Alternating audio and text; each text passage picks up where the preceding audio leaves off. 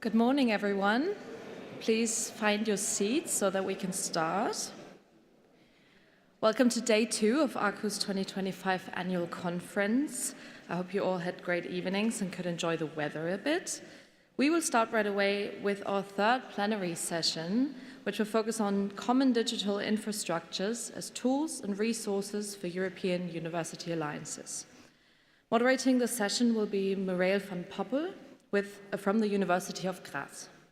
Mireille van Poppel has a master's degree in medical biology and a postdoctorate degree in epidemiology. Her research is in the field of physical activity and public health. After working almost 15 years at the Department of Public and Occupational Health at the VU University Medical Center in Amsterdam, she moved to the University of Graz in 2025. There, she's professor at the Department for Human Movement Sciences, Sports and Health, and currently also vice rector for internationalization and equal opportunities. We're very excited to have her guide us through this discussion. Please welcome Mireille van Poppel.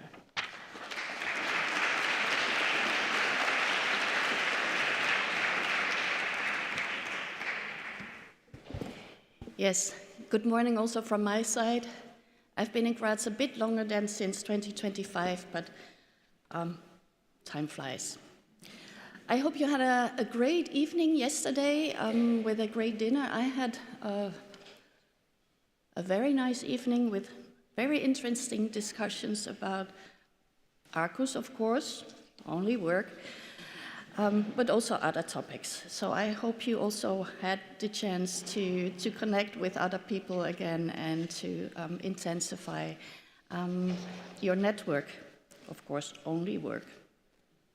Today, it's my pleasure to moderate this session on common digital infrastructures in European university alliances. I think it's a very important topic, and also for the Arqus Alliance, I think it's a very timely discussion that we are having today and that we can hear from the experiences from other alliances and from people outside. And I think it is important to discuss what opportunities and challenges do you face when building a common IT infrastructure? What kind of problems will you face when talking about digital data protection and sovereignty, and how to build in best practices in digital frameworks? It's my pleasure to introduce 3 speakers and also a representative of the Arqus Student Council. So you see the names of the speakers already on the screen. And the first speaker is Sebastian Schöttler. He will be speaking on behalf of EUTOPIA. And Sebastian holds a degree in economic history and digital data management. He spent 7 years at the Humboldt University in Berlin, where he worked as a research and teaching assistant. And from 2018 to 2019, he served as a project coordinator assistant for the priority program 59, sorry, always mixing up. Experience and expectations, historical foundations of economic behavior. Since 2023, has been coordinating the digital transformation work package of the EUTOPIA University Alliance at Dresden University of Technology, focusing on developing strategies for digitalization in areas such as student mobility, e-teaching, and open science. So it's my pleasure to have Sebastian here today. The second speaker is, they changed the order a little bit on the screen. So Sebastian will be talking secondly, and Alex Hinojo will be speaking first. And Alex is a knowledge strategist. He holds a degree in business administration from the Autonomous University of Barcelona and the Open University of Catalonia, and post-degrees in cultural projects management as well as museology. He has worked with leading museums, libraries, archives, and universities of Spain, and with various international institutions. Alex has specialized in cultural dissemination on the internet through open platforms and in the analysis of complex cultural and educational organizations, helping them to define medium-term strategies. And he's the Secretary General of the University Alliance Open EU. Now I think I have the order correct. The third speaker is Colin Tück. And Colin is a self-employed higher education policy consultant with 15 years of experience in European higher education cooperation. He works in collaboration with different European projects and initiatives related to quality assurance, transnational cooperation and data exchange, amongst others. Colin was the director of the European Quality Assurance Register for Higher Education, ECAR, and he managed the founding of ECAR as project manager on behalf of its founding members from July 2007, and later served as its first director until April 2023. In that capacity, Colin also led the conception, implementation and management of the database of external quality assurance results, DECA. Then, lastly, we will have a short presentation of Lucas de Uña Ocampo, who is our student representative. And Lucas holds a first degree in mathematics from the University of Granada and is currently studying computer science and engineering. He has been really very active in diverse bodies of governments of student associations at faculty and university level, among them the role of Vice President of Institutional Policy of Granada's Student Council, as well as President of the Student Council of the Faculty of Mathematics and Statistics. Bless you. Since 2024, Lucas is the President of the Student Council of the Arqus Alliance and also government's advisor to the University of Granada. So I wish to welcome you all on the stage now with me.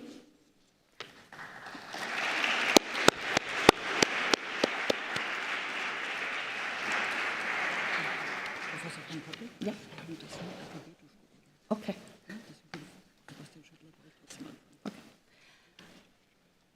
So on the screen, it was just alphabetically and was not the order of the presentation. So we are still starting with Sebastian, just to confuse you all a little bit and to make sure you're awake. So we're looking forward to the insights from EUTOPIA from Sebastian, who will talk about a bottom-up approach within that alliance. So the floor is yours, Sebastian. Thank you.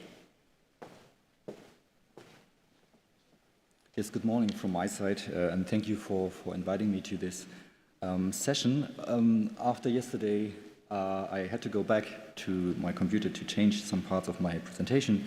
First of all, because I wanted to integrate some of the points that were brought up during yesterday's sessions, but most importantly, because I realized too late that there was actually another speaker from my alliance, that is the EUTOPIA Alliance. So I'm now in the fortunate position that you are all experts on EUTOPIA and know everything there is to know about EUTOPIA and the connected communities, so I do not have to tell you all that again.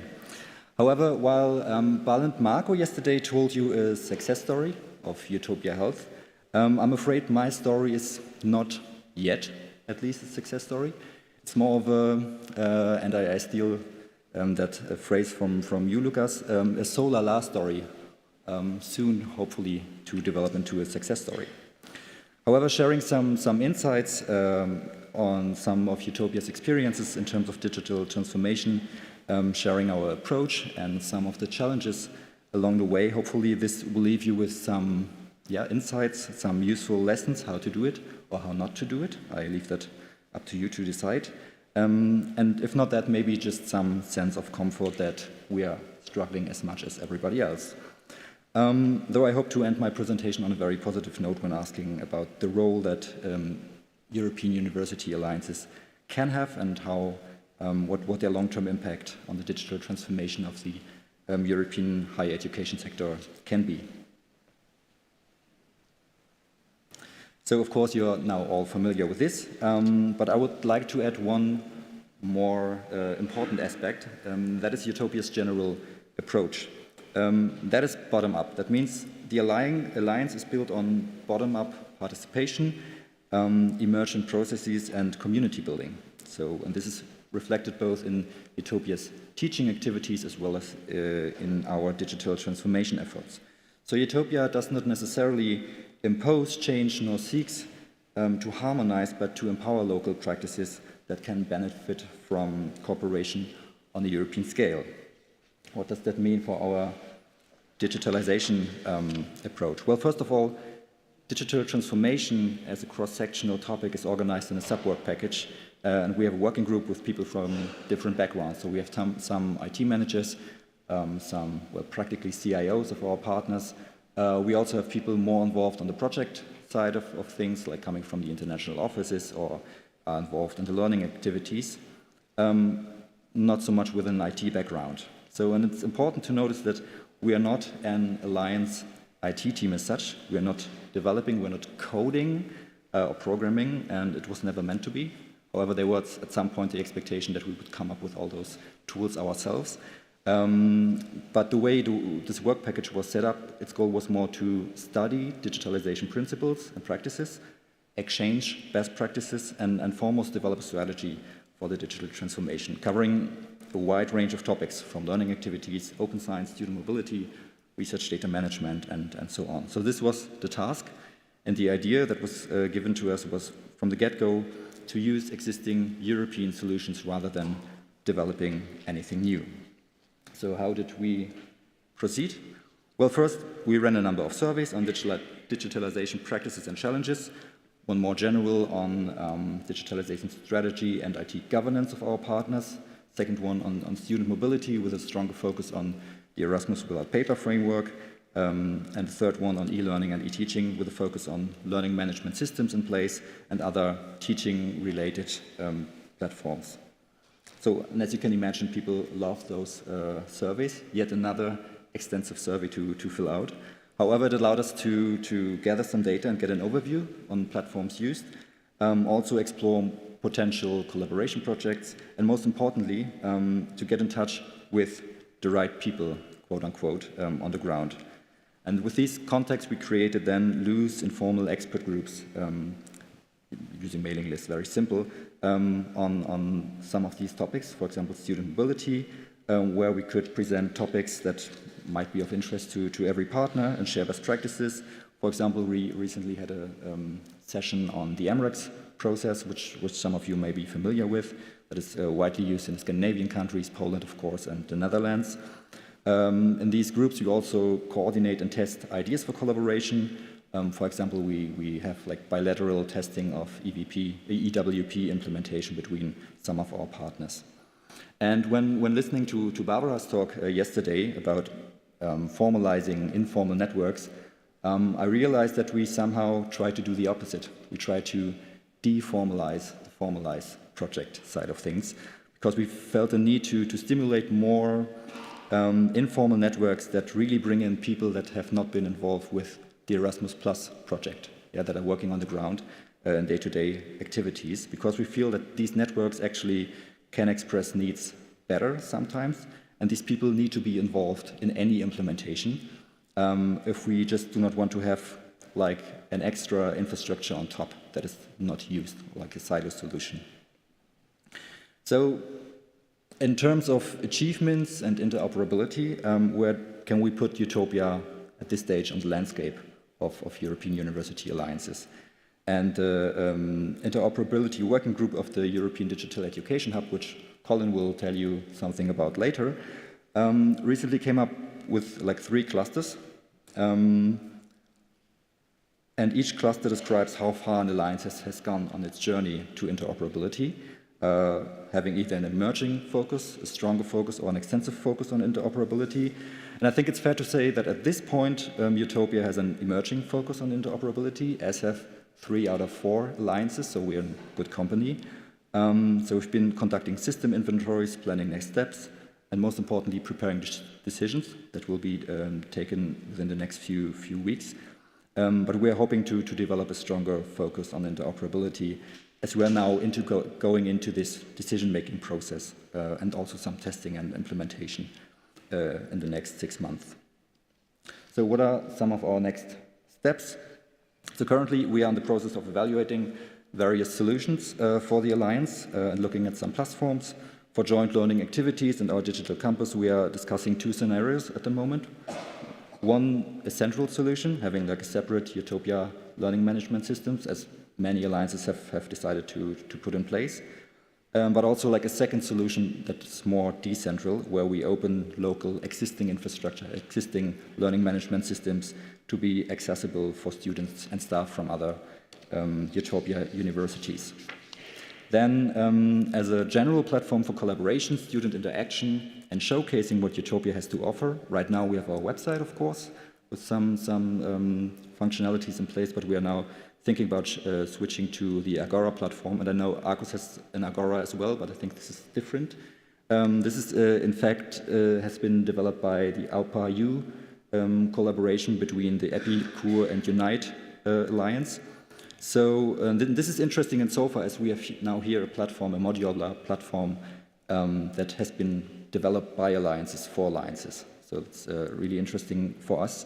EUTOPIA also has used the Open Air portal for quite some time and is now reassessing, mainly because Open Air is moving to a paid-for-service model right now, and so we just have to think about whether we want to renew the contract, but also about like, okay, what do we want to use it for? So these discussions take place as of right now. And we are currently monitoring the development of the first wave of national nodes at the European Open Science Cloud to see how this will evolve, since my university, TU Dresden, is quite involved in Base4 NFDI, which is the National Research Data Infrastructure. And we are looking for ways to leverage this experience within EUTOPIA. Now coming to some of our challenges. Well, as most alliances, our partners have and use multiple different IT systems, and the situation is further complicated when partner institutions are themselves federated and consist of faculties, each with their own IT systems, legacy systems, so the complexity is multiplied. Then diverging priorities and scarcity of resources. Well, as I said, we are not a dedicated IT team, so we are in part depending on initiatives and commitment from people in our informal groups, not involved in the Erasmus Plus project, when it comes to identifying implementation projects. So this is, of course, often at odds with their day-to-day duties. And activity for alliances is on top, oftentimes, on the daily workload. So not everybody is enthusiastic. There's really like a strong need to identify actions that have an immediate benefit to justify the efforts. And each partner, of course, operates in a multitude of different contexts, regional alliances, national consortia, some of which have priority above the European alliance. So given all of this, there's a lot of skepticism, let's face it, towards the university alliances within our partner staff. So many colleagues never heard of EUTOPIA or do not really understand what it's all about, especially, or are confused, like what our goals are, especially when it comes to IT systems. For example, talking about the learning management system and maybe having a central EUTOPIA LMS. They think, okay, this will replace the existing systems, which is not our goal. But as I said, sometimes there's this fear and misunderstanding. Given our general bottom-up approach, while it allows for more flexibility, it does require quite a lot of coordination effort and does slow things down. Also because we are learning, we are on a learning path. And while I would argue that this is a good thing, sometimes our goals shift a bit, we get adjusted. But this is not really intended in the project logic of the Erasmus project, so we have to deal with this. And the question sometimes really is, okay, what do we want, as Dorothy Kelly put it yesterday. And sometimes I feel the expectation is, once we have the platforms and the tools, we know what we want. As if the answer to the question, what can we do, would also answer the question, what do we want to do? But actually, it's the other way around. Because the technical side often is the easiest stuff to get straight. So as we have like many tools, many standards in place. So coming to a conclusion, and given all of this, I think it's fair to ask the question what the long-run impact of the alliances in terms of digital transformation can be, especially for those alliances maybe with less resources, limited resources. Put in a more provocative way, so do we actually need European university alliances for digital transformation? I think this question came also up yesterday in a way, what can we do better than other consortia? So one answer I would give, we can discuss that. Despite all the challenges and hurdles we encounter, I think pushing the idea of interoperability on the European level is really key. And this might sound trivial, but I do not think it is actually. I recently looked at different digitalization strategies of German universities, and they were all quite long, 20 pages, 30 pages, 40 pages, and within these strategies, there was little or no reference made to any European initiatives whatsoever. And I found that quite remarkable. So I think there's still lots of room for improvement to place like this idea, this thought of interoperability on the strategic level and on the operational level. So if we could manage to, for example, during procurement processes to plant this thought, okay, if we buy another tool or system locally for our institution, can it be integrated in like a wider European environment, digital environment? So this would be like a giant leap forward, despite all the implementation of the digital campus. And on that note, I leave you with hopefully this positive note and looking forward to the discussion. And thank you.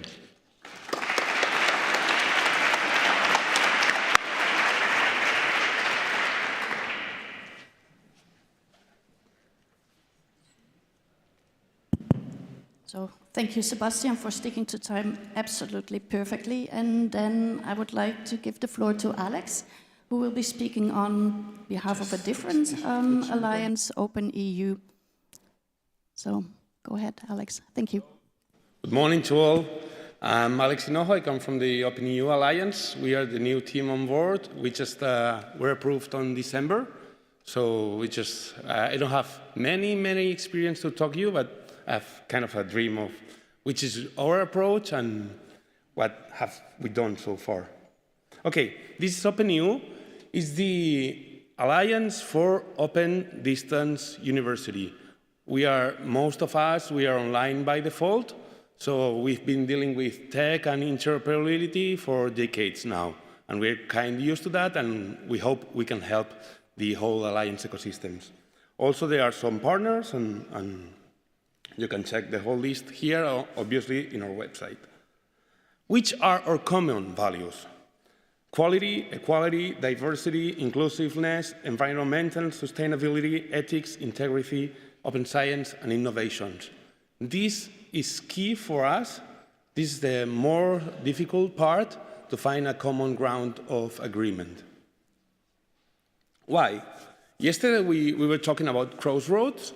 I really loved the idea of crossroads as a meeting point. I will take away with me. These are some of the crossroads we are dealing with nowadays. And so far, the Union of Skills and the European Commission need us to answer that. We are considered part of the solution, and this is a good thing to take in mind. The European Strategy for Universities, blah, blah, blah, blah, you can check online. What can Open EU add, or what we think we can add to that strategy?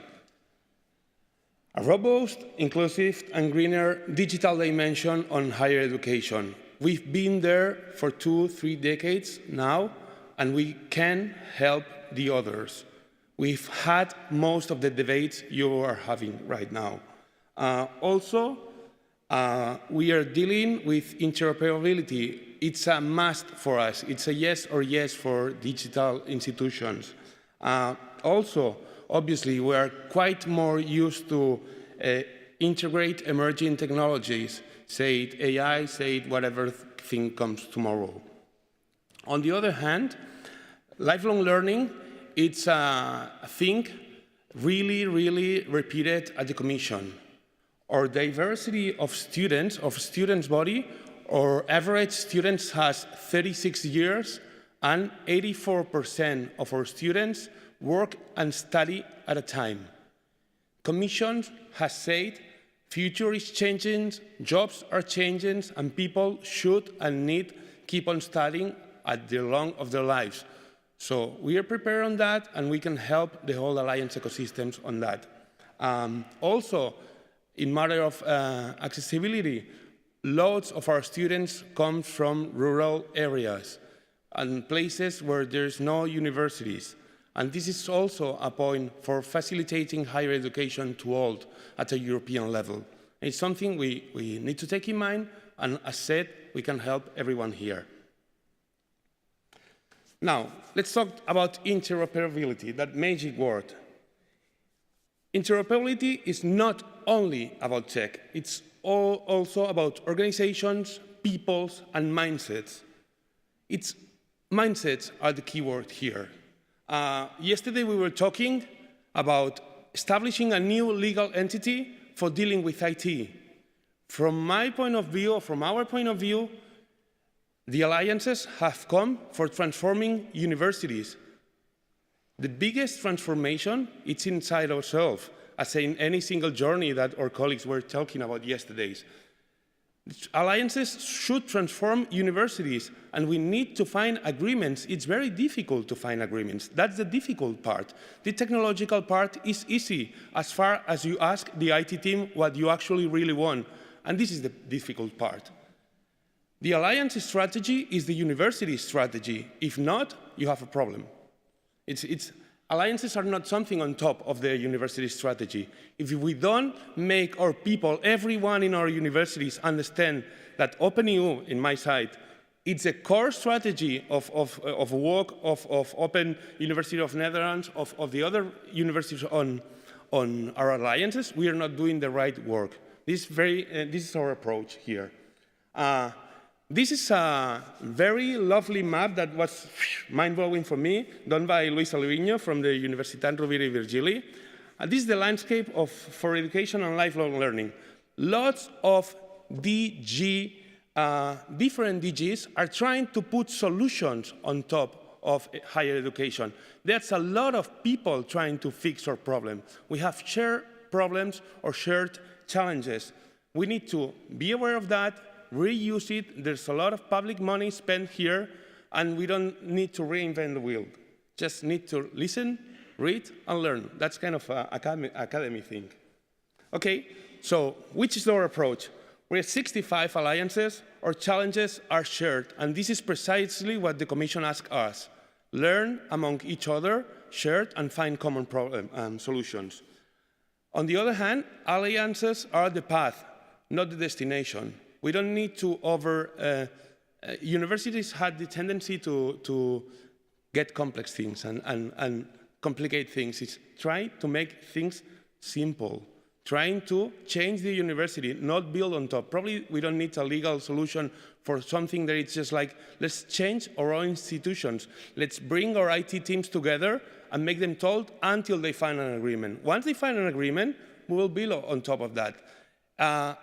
A new legal entity or a new whatever shouldn't be the excuse because we haven't reached a solution inside our own homes.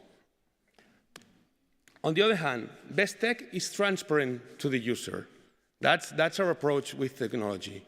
If we need to build one whole new thing, it's somehow not working.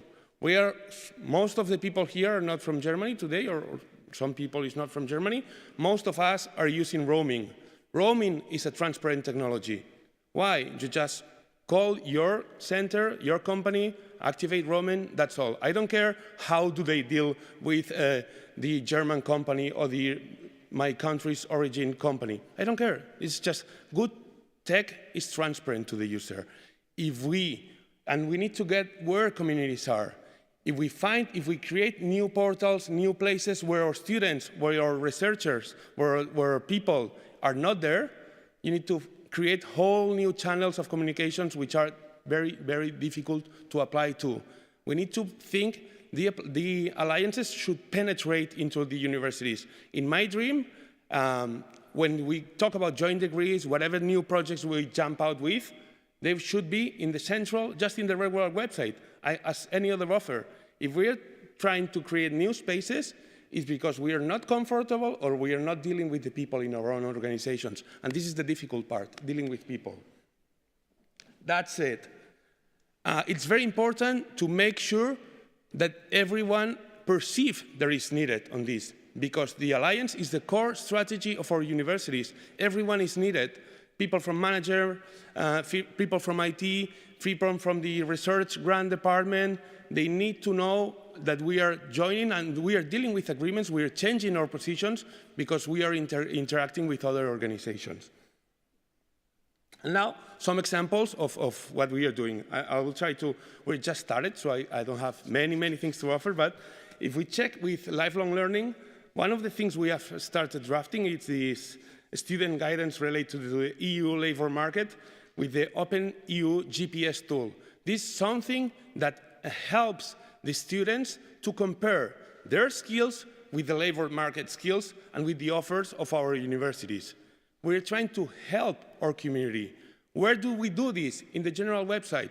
There's nothing, it's just the place, because it's a natural login place. They say, oh, this is that new tool, and this is the approach. How we are dealing, the good part is the agreement. The difficult part, so how? It's to find agreements about ontologies, about how it's considered a definition, about what do agree on a definition, and this is just academy discussion, academy talk, management talk that we need to work on. The tech part is the easiest part, but so far we excuse with tech what we don't want to admit, that it's a self-concern from an academy of a governance part. And the Open GPS tool is a thing started at the Open University of Catalonia, and now we are including labor information markets from other countries in Europe, and we hope to reach a EU level. Also, same for interoperability and participations. We have a couple of projects now called Folio and Decidim. They are linked. If you share the slides later on, you can check the promotional videos and all the stuff. Folio, it's a new approach about what if in the LMS ecosystems and in the websites ecosystems, it's instead of focusing on the courses, things, and the topics, students had a profile that they can choose what to achieve, what to share, what information they want to put. It's a different approach. And also the CDM it's an open source platform for making decisions together, welcoming everybody. On the other hand, another part of technology which is very important, it's accessibility, making everyone on board. We are lacking people. Europe's demography is declining, and we need everyone on board. Accessibility as a technological level, it's a way of bringing everyone on board, to having more opportunities for everybody. And this is kind of in our core business. Also, as I said, if we want to change the mindsets, we need to teach the people, teach our own people on digital readiness, gender equality, language, and interculturality. We are not perfect as organizations, and if we want to achieve new things, we need to transform our own organizations to create a common mindset to reach further agreements and, well, who knows? Also regarding internationalization, we are, that's the easy part. You all probably have more experience than us. These transnational degrees, programs, micro-credentials, this is a whole new scenario, and I hope member states reach agreements. Also, there's another thing on the ground about mobility frameworks. What's a physical mobility? What's a virtual mobility? What's a virtual exchange? We think, as academia, we need to find common places to deal with the Commission, because this is one of the things the next Erasmus Plus will question or promote, and we need to get some kind of discussions. Obviously, multilingual approaches. And so far, so good. That's all what I had to say. Interoperability, it's about making things work. It's not that hard. Thank you all.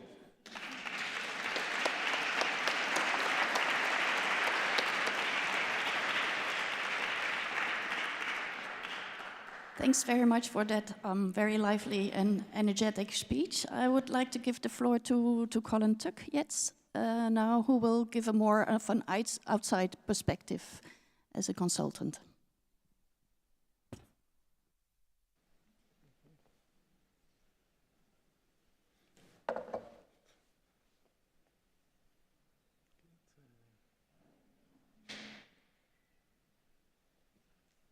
Oh, yeah. Hello, good morning, everyone. Thank you very much to Arqus and the University of Leipzig for inviting me to join you today. So I represent a small consultancy firm that's called the Knowledge Innovation Center, and we are implementing a project called the European Digital Education Hub for the European Commission in a consortium with other organizations. And as part of that, we have been working on the so-called higher education interoperability framework that I'm going to introduce in a few words to you. What is the hub in general? I don't know, have any of you member of the European Digital Education Hub? Have any of you participated in any of webinars or something like that? Show some hands, yeah. I see a few, okay, yes, I know. The most active are, of course, on the stage. So this is it's a long-term project that has been launched by the European Commission to create a general cooperation and peer learning platform on all aspects of digital education. So it's not only about higher education, it's about all sectors and all kinds of topics, from interoperability to AI, to disinformation, a whole host of topics. So what we're dealing with the interoperability framework is a very small part of this. That's just to give the context.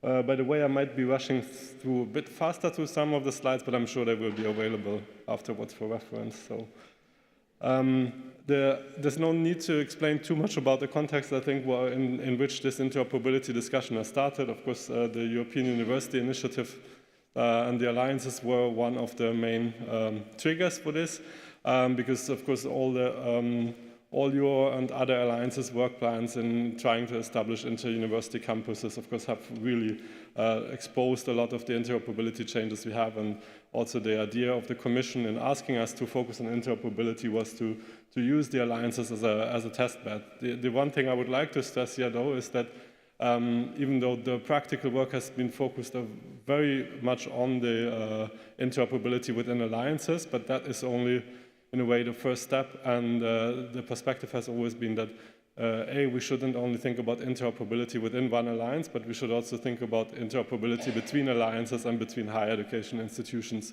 in more general, and not only within the alliances or the European Universities Initiative.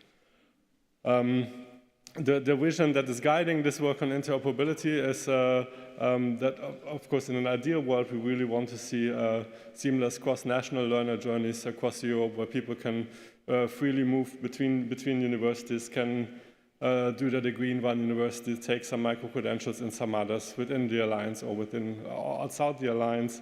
And, of course, that during this transnational learner journey, their user identity, their accounts, all these things are fully interoperable, and they don't need to change that. They don't need to have 25 different user accounts from various universities, but can easily roam, like Alex said, for the example of mobile phones, can roam with their student or staff identity across Europe freely. That is, I think that's has already been mentioned before, that is a multi-layer challenge, of course. Tech is only maybe the tip of the iceberg, you could say. Okay, this is the other way around. But of course, you have technical challenges that are really about data standards and APIs. They are also still there, but they are not the biggest challenge indeed. Then, of course, we have semantic challenges, understanding ontologies for courses, programs, and modules. And then, of course, there are organizational challenges and very much also legal challenges. I mentioned here laws and regulations like GDPR, higher education laws, but of course also issues like licensing and so on. And of course, that's maybe an interesting discussion that links to the debate of yesterday, whether a legal entity can help or not. I mean, I guess for some of these legal challenges, this might be helpful, and for some of the organizational challenges, it could be beneficial to have a shared legal entity that can organize some things alliance-wide, and for other things it might not make such a huge difference. So how have we approached these challenges in the higher education hub? So we've facilitated work within very broad working group of approximately 200 people. There are experts from almost all alliances involved. So, for example, Sebastian and a lot of colleagues from other alliances that have worked over the past month to co-create some material and co-create a number of activities on these topics. So it started with a very thorough mapping, what is out there, what are the use cases we need to support in an interoperable IT infrastructure. And then there were a series of workshops, squads, and other formats where people collaborated to create a number of materials that I will just briefly mention because I don't want to go into the tech details too much.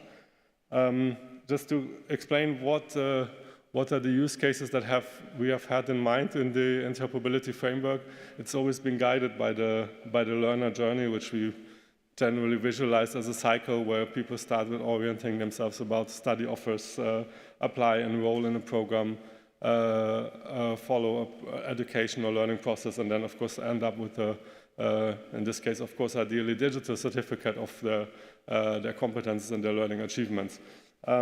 This has, in the end, trickled down in 6 core use cases. I'm not going to go through them all in detail. So it's starting with discovering offers. So that's about course catalogs and so on. It continues to joint enrollment and application procedures. Then, of course, the education process is the core. There are use cases about common use of tools, about open educational resources, and also about learning activity data. And then, of course, it ends with earning a digital credential, ultimately. So these are the 6 use cases that represent the cycle. There are 2 supporting ones that are kind of underpinning all, or most of them, if not all of them. Of course, that includes user identity and also institutional identity. So what we have been working what we have produced together with the working group over the last year and a half approximately is a number of reference materials around these 8 use cases that are primarily targeting European University Alliances, but of course also other universities and other networks that address also different levels in the alliances. So we have, of course, there's an overall vision. There are materials that are addressing more the governments at the strategic level. There's, for example, there's an overarching synthesis report that addresses where different alliances stand. So, for example, the maturity levels that Sebastian has also referred to, or the different approaches, more centralized versus more decentralized. There's a more comprehensive inventory of existing solutions, existing standards that support these different use cases. That is maybe something more targeting really IT managers who have to choose solutions for their alliance. And then there are also very practical implementation guidelines and a so-called reference architecture that's then more the hardcore IT deliverables that came out of it. So we are trying to span the whole breadth of people who might and should be involved in this kind of topics, and with different materials that have been produced. Unfortunately, they're all final, but they're not all publicly available yet, because there are, if any of you have ever worked within not just an EU-funded project, but within a direct EU initiative, getting something that is final to be actually released on a website sometimes takes a considerable amount of time. So we're eagerly waiting for that. Otherwise, I would have put a link to where all these materials are available already, but unfortunately, that's not the case. But I'm sure that can be circulated afterwards once it's done. I'm not going to go through those in detail, just to show, for example, what is an implementation guideline. There's some material like charts and flow charts that help universities and alliances to navigating the challenges or the questions that come up in a use case. Or then you would have, for example, this kind of idealized workflow that you can use to say, if we want to set up a joint course catalog in Alliance, here are the steps that we might want to follow. It's always meant to be as a guiding tool, not as a recipe that you follow by the word. So you should adjust it, and you should should adjust it to your own context and not just follow it really step by step like a checklist. These are the kind of tools that are available. There's a lot of material that is about to be released. What are we up to at the moment? This work is continuing in the Digital Education Hub with 3 main priorities. On the one hand, it's to continue providing a dedicated community platform for these topics. So there's a working group that is open to everyone that has an interest in interoperability, not only technically minded people, also organizationally minded people, so to say. And there will be a number of webinars and conferences that continue to be organized for this working group. So that's something everyone with an interest can join. We're having a number of activities to facilitate further the use of the framework and this kind of resources I just mentioned. So there will be onboarding sessions and tutorials. There will even be a MOOC at some point released on the interoperability framework. And there's also a program specifically for early adopters, so for alliances and others who are using the framework and these materials. And then last but not least, we are focusing on coordinating policies and standards further, because part of the things that were developed in the framework was a proposal for how to better govern interoperability at the European level. So there's a stakeholder coordination structure that is about to be launched or to be kicked off. So we are launching a Europe-wide coordination group that includes, on the one hand, the major stakeholder organizations, but also the major technology managing organizations. So, for example, stakeholders such as the European University Association or technology managing organizations such as Géant, to bring all those together and create a permanent forum, also together with various Commission initiatives. We've seen the slide before, how many different parts of the Commission are doing different things. Also, all of them will be involved in that. And the idea is to align work on different standards and different specifications better than before. And there will be a number of task forces on specific topics. It brings me to some lessons learned from all this. And I would maybe like to start with the last one, the green box, because that is also what is this. Gave birth to this coordination group. When you look at interoperability and also at the technical parts, there's not really a lack of standards as such. I mean, in some areas there is, so there are some missing links. So for some issues, there are maybe really no European standards, or there are little gaps in them. But for a lot of other things, it's not that there is no standard, but there are several standards. So there's really a lack of coordination between different organizations that maintain different standards. And the approach we have taken is to say, well, there is a reason why there's not just one European standardization organization for education technology. It isn't there, and it will probably not happen soon. So we can't aim for that, but we have to coordinate the different ones who are maintaining different pieces of the puzzle. And if you coordinate well, there are many examples, like the internet itself. It doesn't need to be all coordinated by one organization, and if you coordinate well, the pieces will work together nicely. Of course, for that to work, interoperability needs to be, I think, a strategic question for those European organizations and also for universities and alliances. But I think I'm preaching to the choir and only repeating what people have said before. I think it needs to have a shared vision, although I think we also need to be mindful that we need to be flexible and open. So it's important to focus on the shared vision, but if we continue discussing the shared vision into all very detail first before going to the solutions, then we might never get there as well. So we also need to be a bit flexible and allow to accommodate different visions in an interoperable system.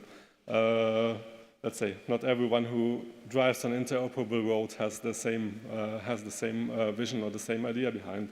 And of course, all this requires some resources and effort, especially upfront, but also the lesson that we have learned from all these conversations is that it does require effort upfront, but it will also pay off once it's done, and allows you to have your systems interact more efficiently and more seamlessly than before. And so ultimately, these efforts will pay off. So with that, I'd like to finish. Thank you for your attention. Look forward to the discussion.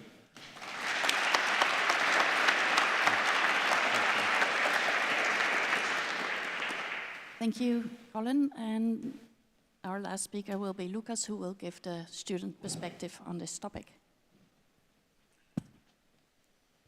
Good morning, everyone. Thank you first for being here and also to Arqus for the invitation. I was, as a student, expecting to give a really different perspective, but it seems like we agree on most things. So I'm going to first look into the theme of the conference, crossroads. I think we can apply this to digitalization in two ways. First of all, in common and shared infrastructure. I think it is a great opportunity for Arqus and for all European alliances as a collaborative project to also apply this to digitalization, to get common infrastructure, get common platforms that help us, both professors, administrative staff, students, to make it more easy to work together, to use those platforms. They are really important in this context. We need those platforms to work. I think we all agree on that. So I think it is a great opportunity for Arqus to build common and shared infrastructure, to standardize that infrastructure, and also share with other alliances. Also, one thing to keep in mind about this is making that infrastructure available for everyone. Not only looking at their needs, as we've discussed before, looking at what users actually need, but also making it accessible. We are really different people from all of Europe, and some people not even from Europe. So we really need to make all this infrastructure accessible. In that sense, specific to students, from what I've seen as a student representative and my experience, it is usually hard to get students to engage in many things. And one of those things is in digital infrastructure. It may seem weird, like the digital generation, the technology generation, but we're used to simple things, quick things. So building complex infrastructure, non-intuitive infrastructure, is something that difficult students really to get in touch with it, to use it. So that's one thing that I want you to keep in mind, that I think it's important to take into account when developing, when implementing digital infrastructure, is keeping things simple. So in that sense, we also have what we spoke before, that there's lots of requirements, and getting to know what everyone wants is difficult and what everyone needs is difficult. So getting to talk with the people, getting together with the students, with their student bodies, to see, okay, how can we improve this? What platform do you actually need right now? That is really important. And also, it is true that there are lots of difficulties. Difficulties with legislation, because each country is really different in legislation. Culture, how we approach things. It's really difficult to get that common infrastructure going.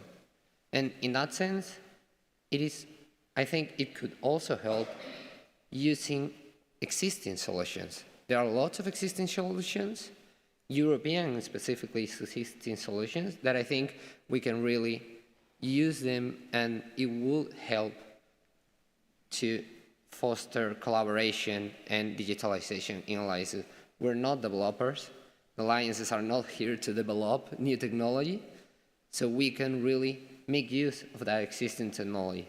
We're going to have to teach people how to use that technology, but that's an essential part of learning and moving forward, and I think that's what we are here for. I also want to raise a point that it has been mentioned before, that is the concept of open source. We are using public money, we are public institutions, and I think it is important that that money is invested, that we use open technologies, public source technologies that everyone can access, that we can contribute, and that all alliances and all institutions can together work to create better technology from everyone. And to close this, I think it has been mentioned in the opening session, the current status of geopolitical in the world, international relations. So I think it is really important for us now, as Europeans, as a European University Alliance, to really promote our values, be aware of what are our values, and apply that to digitalization. Working in open technologies, working in humane technologies, accessible technologies, and European technologies. So I want to keep those two main points. So open technologies with European values and contributing all alliances, Arqus included, to a common digital infrastructure and simple digital infrastructure that everybody can use and that is accessible, not only to students, but to everyone that may be in this room and that may be in our universities. So thank you very much for this time.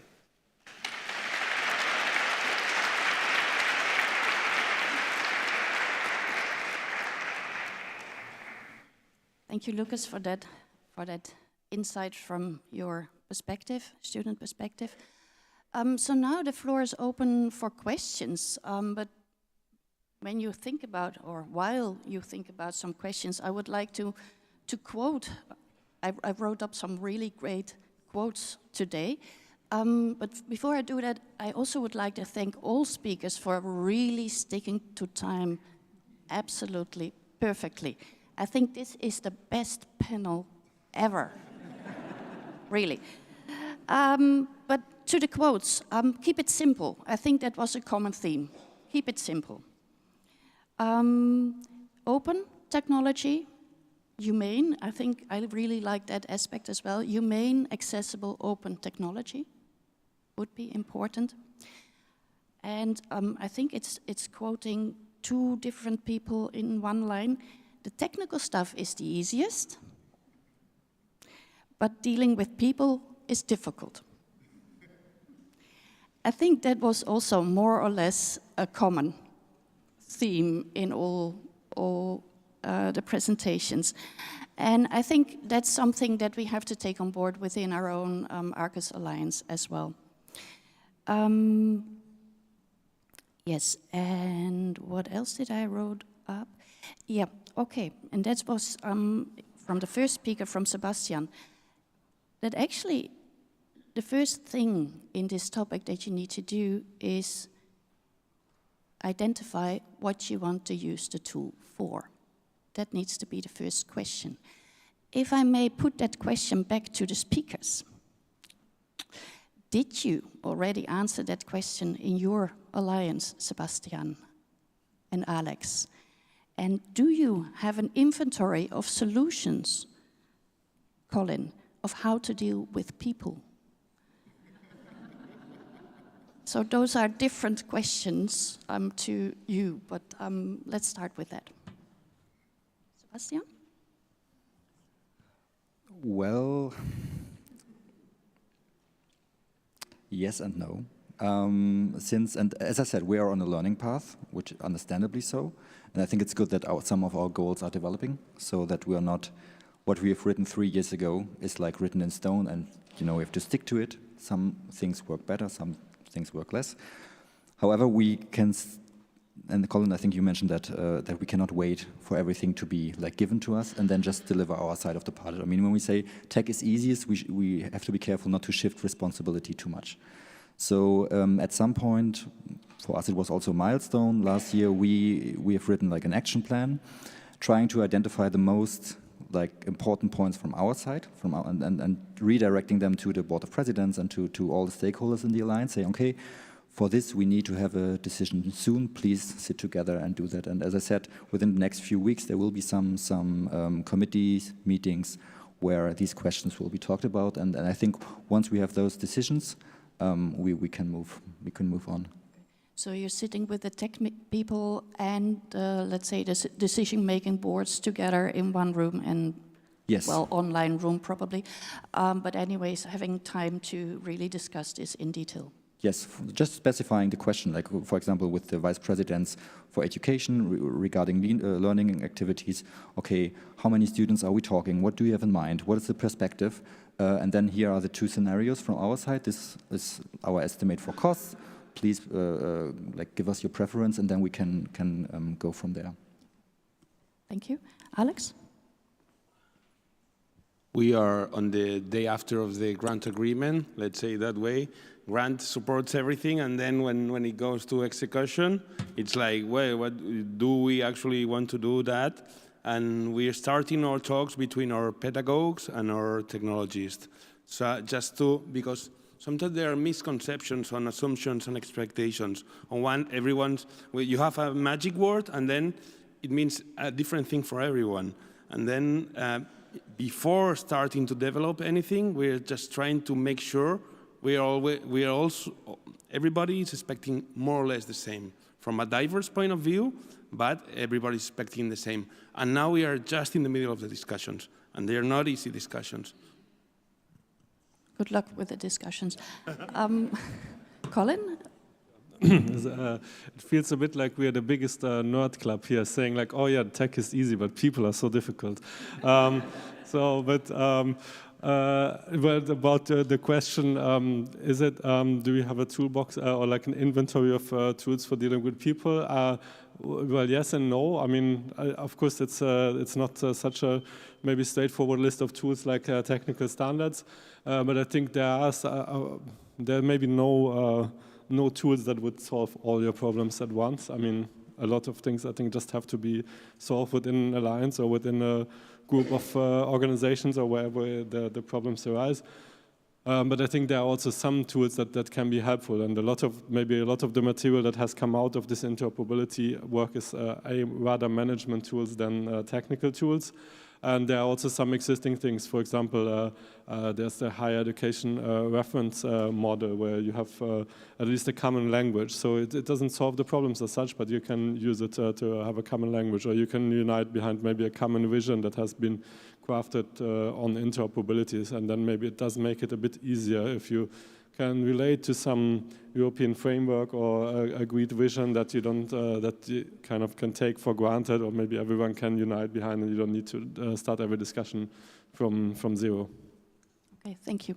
So now the audience has had enough time to think about questions. Are there any questions for our panel?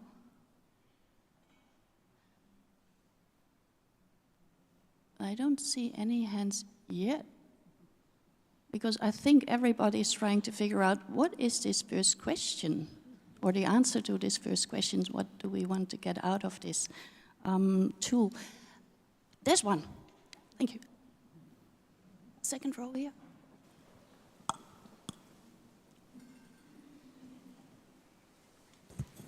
Thank you very much. Ugnius Babinskas, Vilnius University. Thank you very much for the wonderful presentation. This is the case. Usually IT teams do not receive a lot of questions. So my question is related to the framework I heard about. Could you elaborate about what is the ultimate goal with this framework? How you imagine it could be used in upcoming phases of the alliances, no matter what kind of those phases could be? Thank you. So I think the most important is that to stress that even though sometimes I hear colleagues talking about implementing the framework, that the framework is not a set of standards that you just go and implement. So I think it's more a set of management and technical tools that can be used. For example, if you start working on one of this, addressing one of these use cases in an alliance, you could use the tools and say, okay, we take this implementation guidelines, we use that to inform our project planning, or we look at this to see, okay, what kind of steps we might need to go through. There's also this one key part is called the reference architecture. That is a reference. I mean, for those familiar with it, it's a technical reference architecture that can be used by IT architects and alliances to try to map their own solutions or what they already have against it. Maybe one comment back on your point from before. Sometimes maybe it also helps to have a tool which at least suggests which people should be involved or should be talking to each other at various steps of the process. And but it's always something. I would say it's a set of tools that can be used. It's not that a full package that you implement or not implement. It's like more a bit pick and choose toolbox. And also, I think all tools are meant to be inspiring and maybe adopted for your alliance, and not to be used like a product that you just deploy. I don't see any other hand. Yeah, there in the back. Or almost back.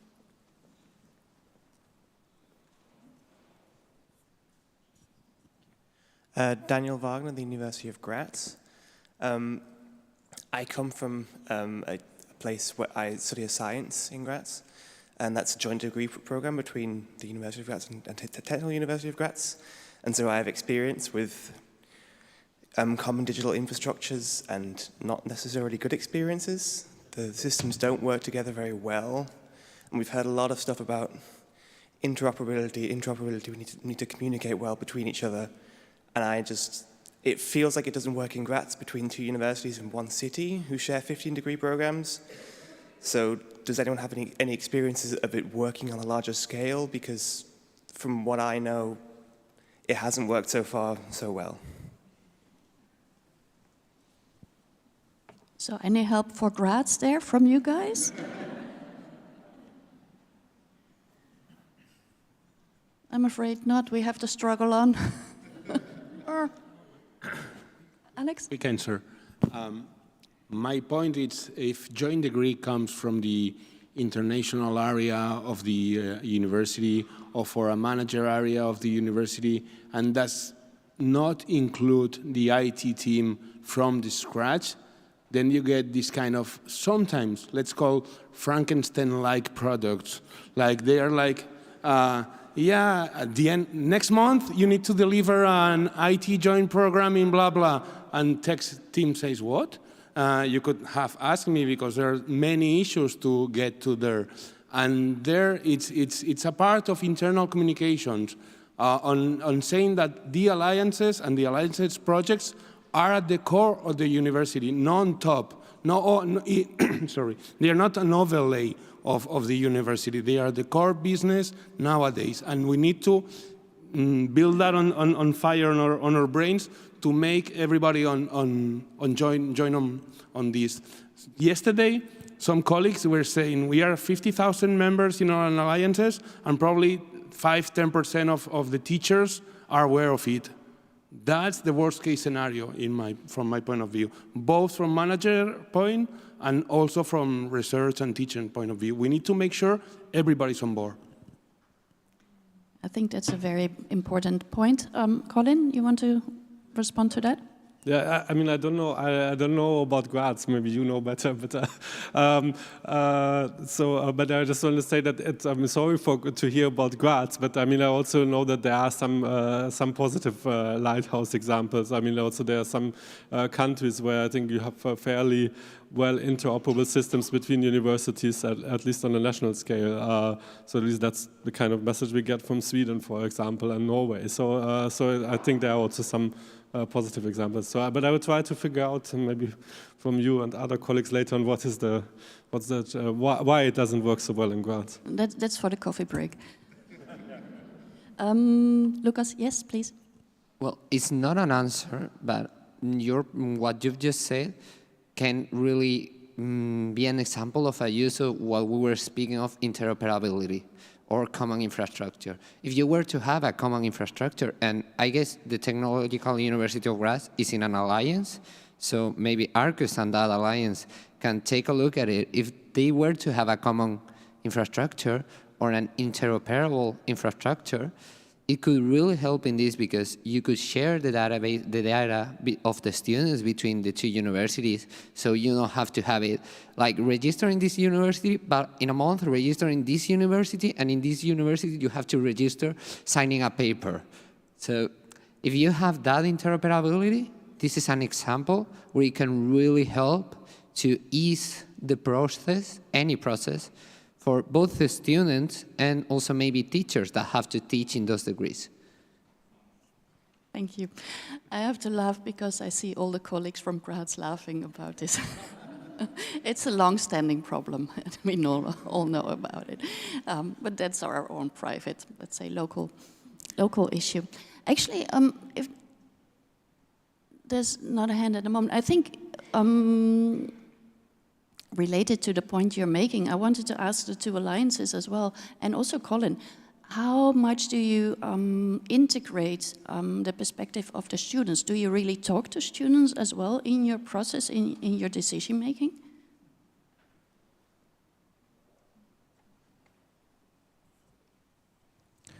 Directly within our working group, no, unfortunately. But we have like we're trying to get in touch with those work packages who are organizing the student activities, the learning activities, the connected communities, and there, like it's a flow of information and feedback. You think that's enough? No. Thank you. We just officially later today I need to send the email for constituting the student council, so we're just on our way, but on the paper, on the grant agreement, students are represented in every single work package, in the executive board meetings, and also on the rector's council. Yeah. That sounds good. Colin, do you talk to students?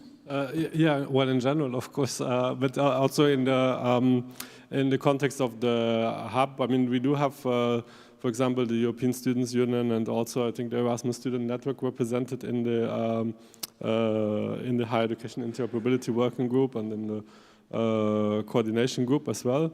However, that's probably not enough because, I mean, that means like, and it's, of course, some of discussions easily get very technical, and then sometimes it's not also clear how it's relevant for SU colleagues, for example. So one idea that just came to my mind is maybe we should have encourage maybe all alliances students councils to also engage in the working group, which is open to anyone, and maybe even at some point think if there's a room for organizing some specific activities for people from student councils and the alliances on interoperability. That could be something. Yeah, it's just from my personal point of view. I think if we really want to answer this question, what do we want the tool to do? You also need to talk to the students because they will also be users. Lucas, you want to respond to that? I like that question very much. Thank you for the question. As recommendation, as a student representative, getting to students is really hard. As a student, I've been in many student bodies, and getting the opinion, the feedback of the students is something really, really complicated. So even when they have a problem, many times they just don't say it. They don't report it anyway. Just tell their friend, hey, I had this problem, and that's all. So as a recommendation for anyone, when you're trying to get to students, going to the student bodies is a really good idea. They're there for that reason, but also opening up to students, getting open working groups with students, so inviting them to join a meeting, to give feedback, making it attractive, and saying clearly what they're getting from that participation, being open to the students, not only the student bodies, but making them feel like they are part of that. It's complicated, and at the first moment, it will not be too useful because they have to get used to being part of that, but it really helps, and it's, I believe, a great way to get their feedback. Thank you. A question. Oh, more questions. Oh. So, first the lady in red, and then 2 rows behind her. Good morning. Thank you for the presentations. I know that digitalization in general seems to be dry, but in fact it's anything but. And it is based on human reaction and interaction. So just a question. In your expertise, the new tools that were added in light of the European University alliances, how much are they used in your alliance? And what specific problems were added to the already existing ones in the university when it comes to IT infrastructures? Just to get a sense of, whether the alliances also added another layer in terms of digitalization, or it just got mainstreamed. Thank you. I think that question cannot be answered by Alex yet. Sebastian? So I did not put all of them in my presentation, but we have some tools in our website, but we do see that the traffic is not biggest, so that's why also we try to shift, like maybe to a new platform to get like everything at one place to get more interaction.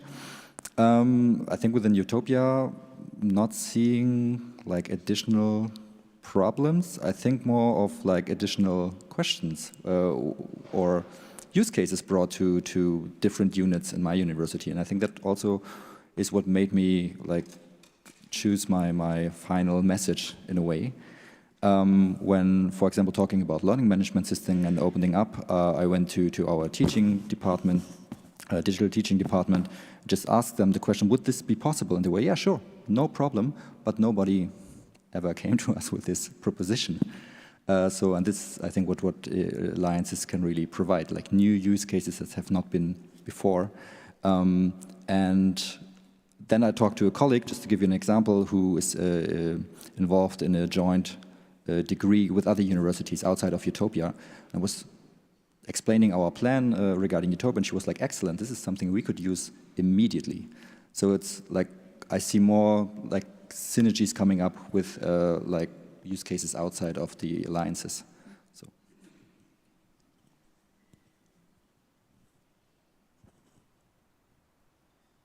There was another question. I don't know who has the mic.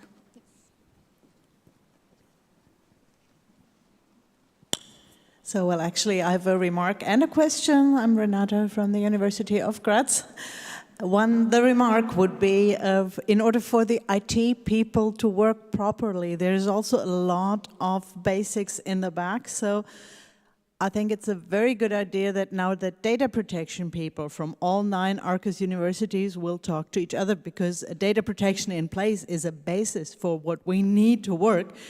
And right now it's like Ugnius talking to his data protection people and me talking to ours, and that doesn't make sense. So the best time to do this would have been 10 years ago, but it's a very good thing that we're laying these basics now. So that was the remark. Thank you for making our work a bit easier. And the question, especially in a time where nobody has resources, a lot of universities just tend to buy their stuff, like from Google, from Microsoft. So interoperability in these cases where we have commercial solutions in place is not so easy. It's like asking Google to work with Microsoft. Do you guys have any solutions for getting commercial products where we really don't get any say on a technical level to work together? Thank you for bringing that up. Probably not on the short term, but we need to take in mind that we have a critical mass of hundreds of thousands of students.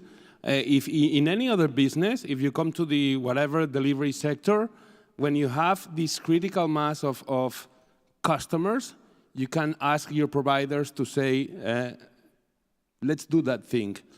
We as alliances, and I want to ping out the For You For All alliances, which is a place where we can have these kind of discussions, can test and scale up the solutions. One of my things is, if one of the 65 alliances find the proper solution to one single issue or challenge, how are we going to scale up to the rest of the alliances and the whole higher European ecosystem? That's the point. But we need to keep in mind, 20 years ago, most of the players weren't there. And we can reimagine in an open, European, human-centered way. Probably not in the short term, not tomorrow for the next course. But if we want to change things, and this is what we have been asked by the Commission, we need to dream big also in that.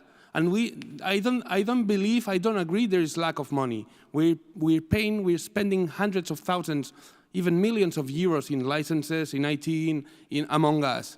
If we join together and find common agreements, we can start projects and building alternatives. Probably not for tomorrow, but we are 65 alliances. There's a lot of money in there. If I just may add, I think here comes in play what Colin mentioned. For this, we would need a coordinated effort on the European level to agreeing on a certain set of standards that then commercial providers have to integrate because there is a critical mass in Europe. Thank you for that. Any other questions from the room? Just let me check the time. I think the coffee should be ready.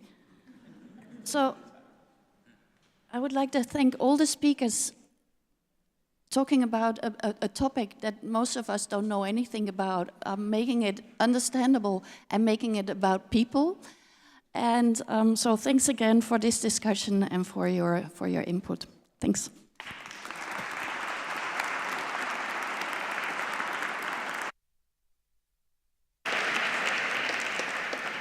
Thank you again to all the speakers for this very lively session. We, of course, have some gifts for you as well.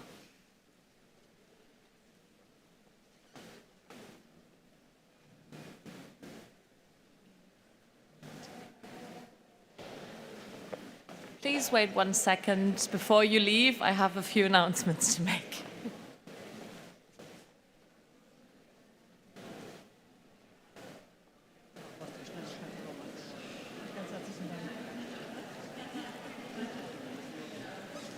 Okay, so we're heading to the coffee break now. It will take place in the Augusteum until 11:15. After your coffee break, we invite you to take a group photo in the Paulinum. As you all know, group photos are always a bit hard to manage, to get everyone together, find the right pose, fix your hair. It takes some time. So please be on time, and meeting 11:15, and I'll see you then. Enjoy your coffee break.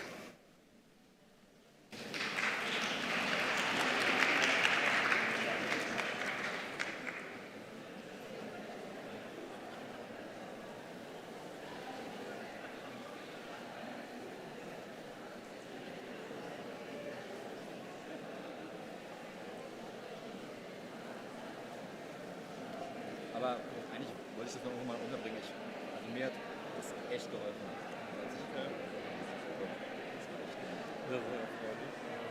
Und was hat der Bundesland, du gesagt, du hast nicht alle Materialien.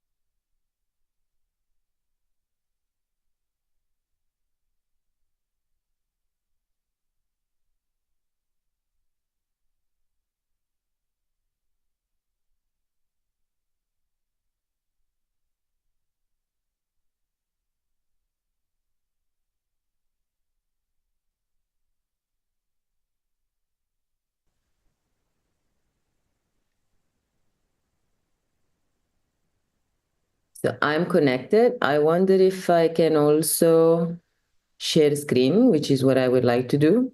And it seems like it's working.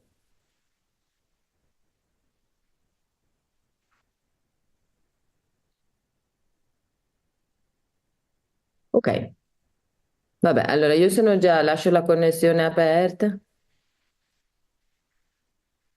Mi collego alle 11:20, va bene? Cioè, resto qua comunque, quando sento che succede qualcosa apro la telecamera.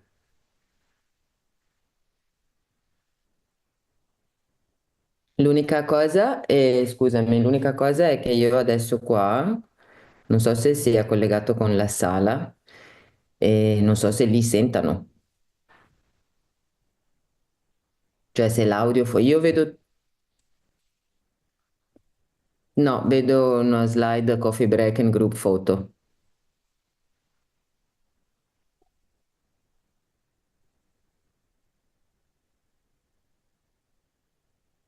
Se c'è qualcuno lì e non c'è nessuno in sala e volete che proviamo questa cosa dell'audio, può essere un'idea.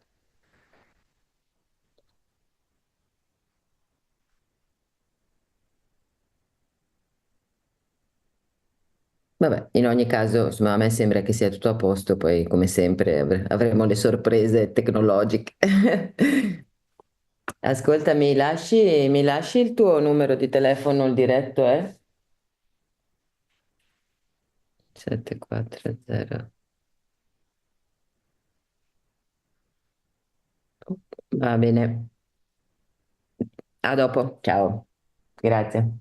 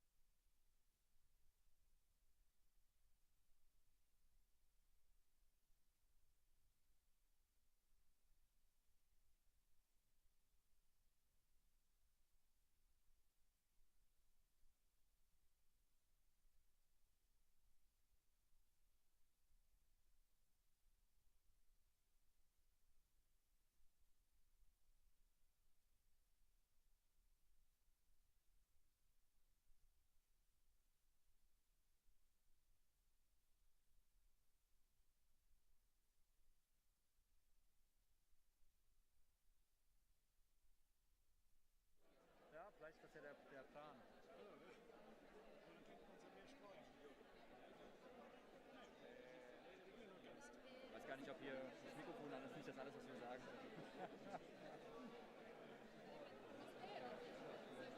Datenschutz. Genau. Das ist ja in Deutschland wieder das.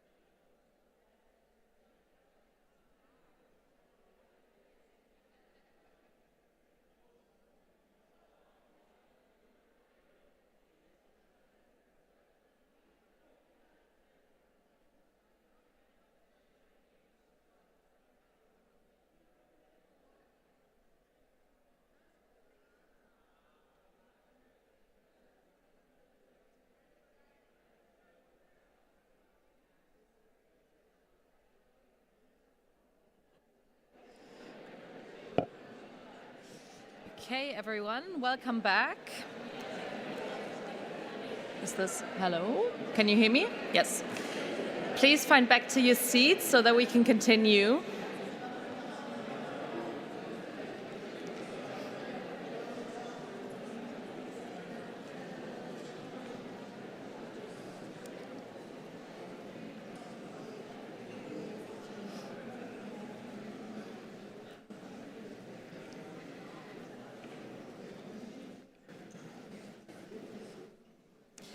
We now come to a special highlight of this year's conference, the Arqus Teaching Awards ceremony. The ceremony will be moderated by Ursula Barkowskite from Vilnius University, and we are very much looking forward to honoring outstanding teaching within the Alliance. Please enjoy.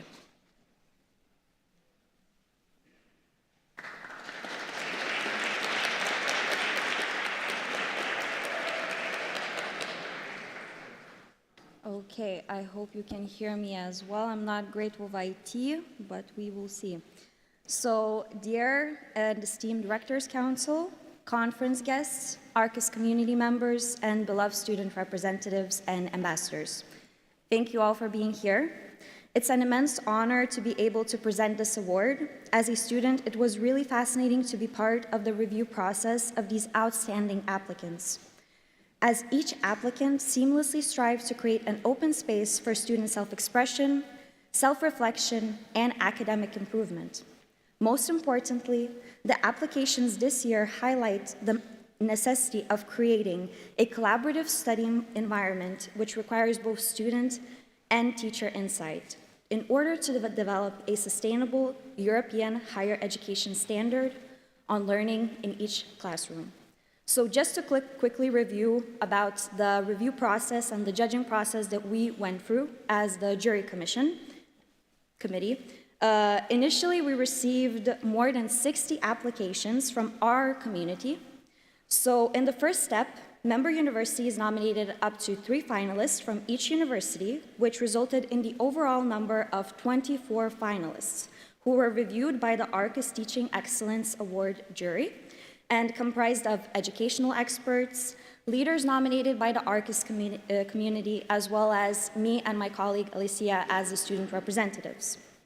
So the jury carefully reviewed all 24 applications and provided their key insights into the incredible teaching talent observed at our Arqus community. This was based on an evaluation rubric, which was developed by the jury. And the rubric consisted of 6 criteria. So this was student-centered learning, sustainable and reflective assessment strategies, research-informed teaching and learning approaches, integration of international perspective, transferability and adaptability, as well as relevance and impact.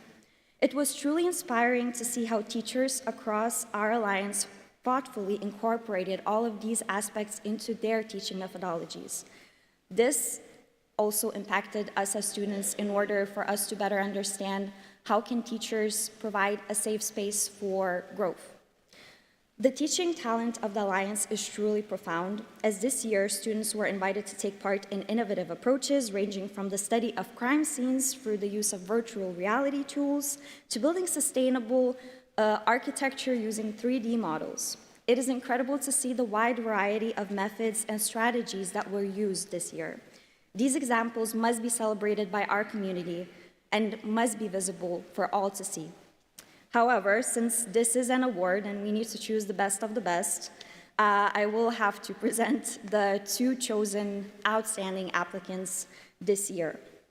So I would like to start out with the first application that for me personally shifted my own understanding of what it means to have internationalized and inclusive learning environment.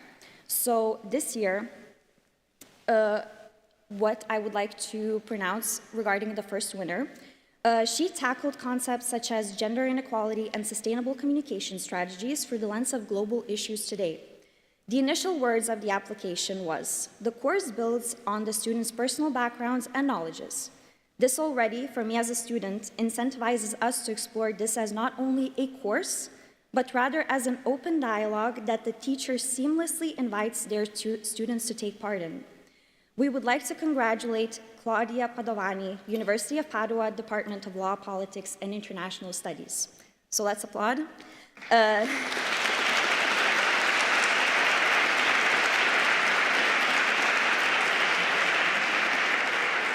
Sadly, Claudia could not be with us here live, but she is online, I believe, I hope. And so the award will be taken and brought back by Arqus Teaching Innovation Working Group member Paola Messadlira, if I am correct.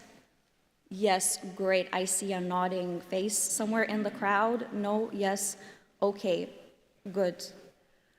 Okay, so I would like to invite one of the representatives. Yes? To come up on the stage, yes, to take the award. Great, let's applaud again.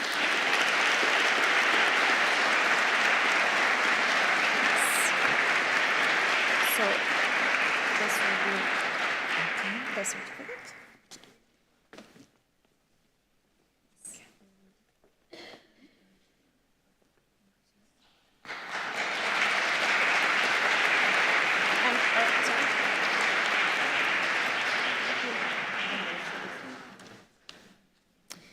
Taking pictures is always a difficult task in these conferences, yes.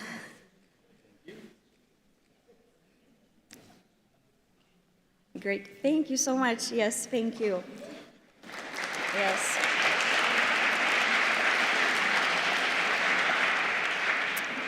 Yes, and the best of the best. So the second winner of the Teaching Excellence Award, I would like to present. So our next award winner took neuropsychology to a whole next level by incorporating both technological and ethical frameworks into the study process, which created the foundation for students to build upon their science communication skills, analytical skills, as well as critical thinking skills through project-based approaches. This application was definitely one of the standouts, and I would like to welcome the winner on stage, Sylvia Colbert, Department of Psychology, University of Graz. Let's welcome her on stage.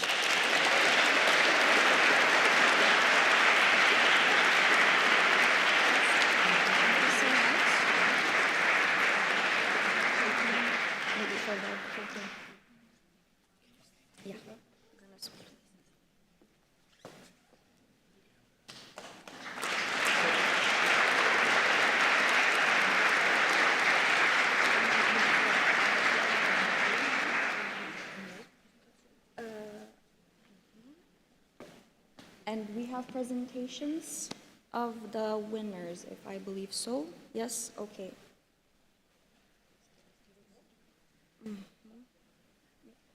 Is that them? Yeah, okay.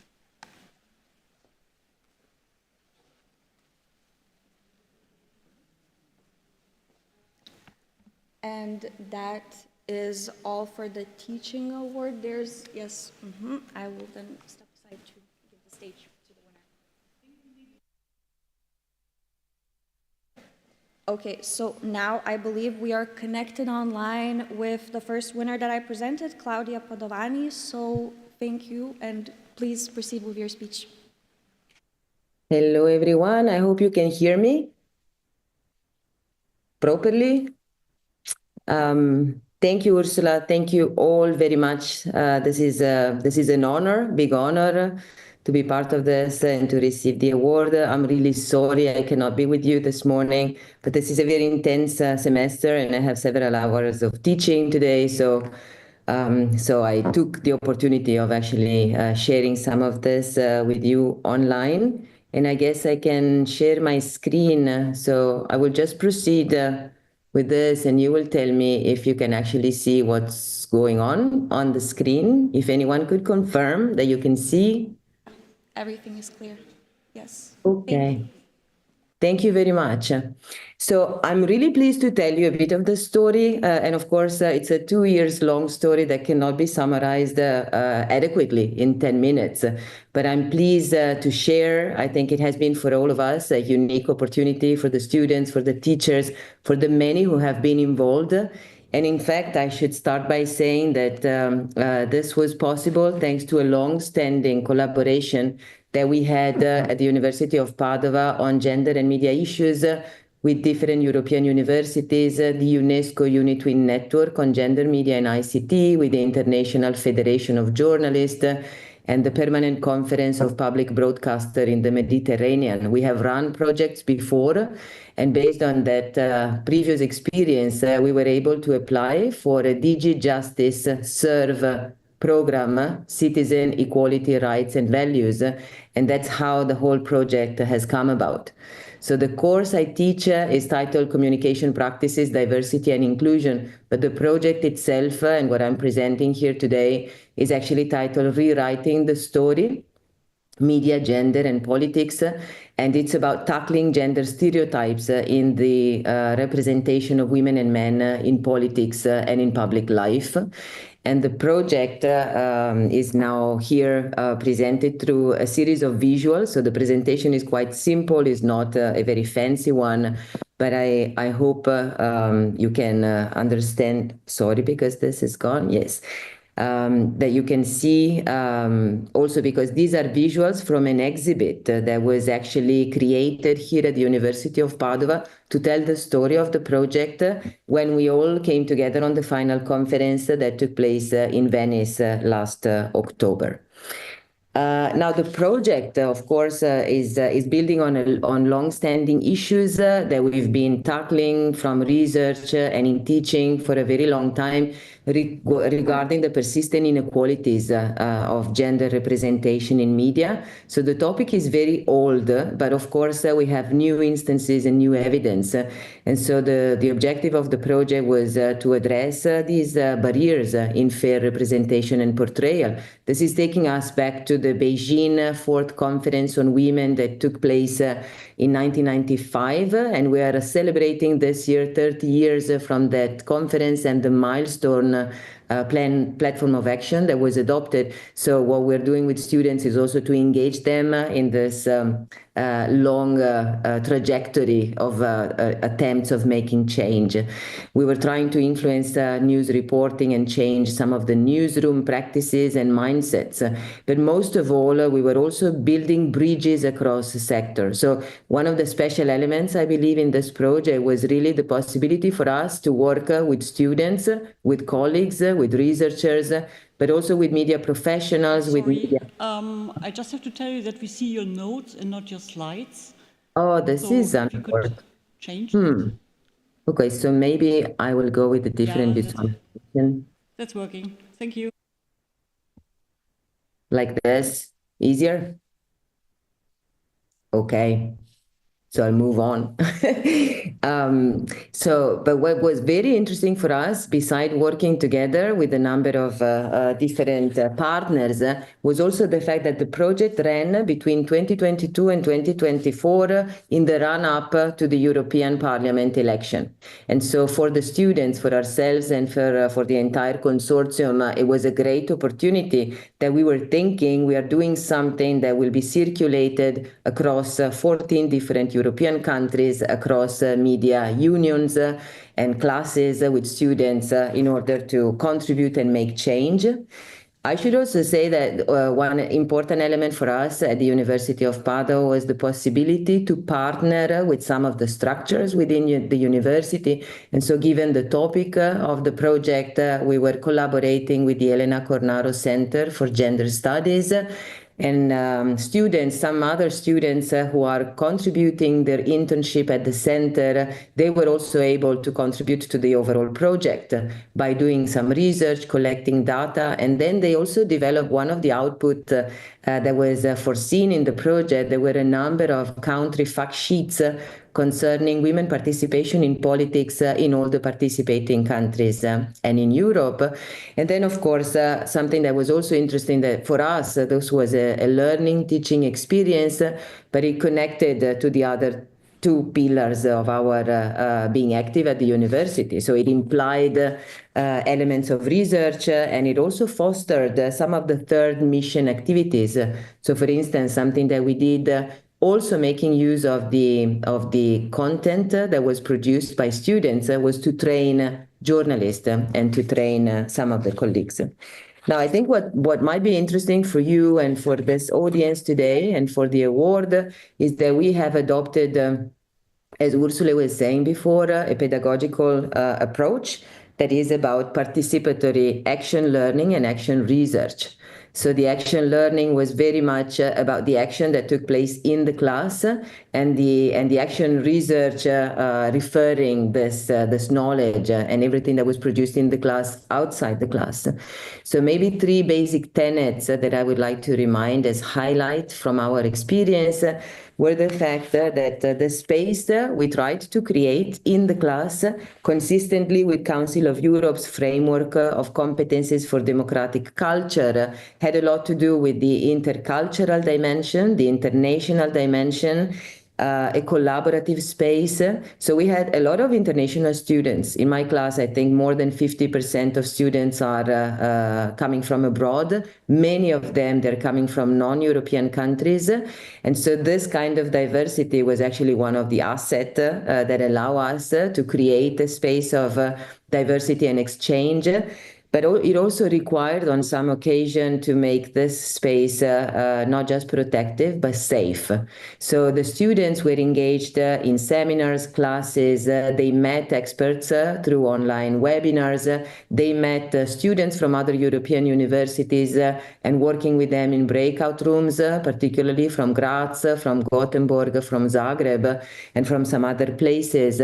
And then they were developing some final project. So a big part of their activity beside learning was working on these projects. Now, one of the projects in the first year that we were operating was organized by a group of Chinese and Russian students who decided to work together and to present the life and experience of some women dissidents from their own countries.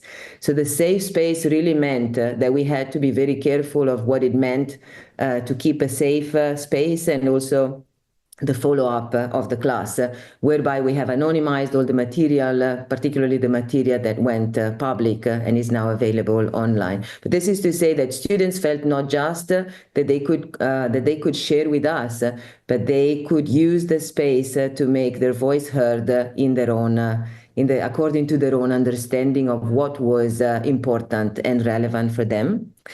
Second tenet certainly is inclusion and participation, and I think Ursula highlighted the fact that we like to think that all students are coming to the class with some knowledge and understanding, they have experiences, so they did manage to share and to bring and also to make use of some of those skills.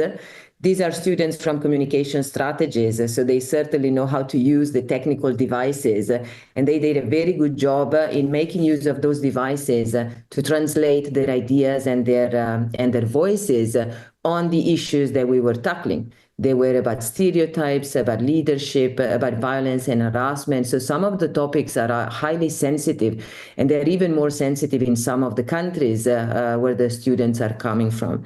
And then the last tenet is maybe this idea of visibility, so that whatever was happening within the class was not just confined to the class. And the 2 points that I could just mention as an example is that the final projects were presented on public occasions, online and offline, so in hybrid form, where the students received feedback by expert scholars, the entire Gender Council of the International Federation of Journalists, and others who did manage to participate.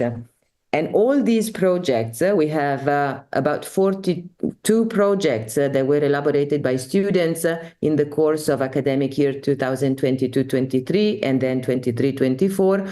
They're sitting on a platform, it's called AGEMI, Advancing Gender Equality in Media Industries.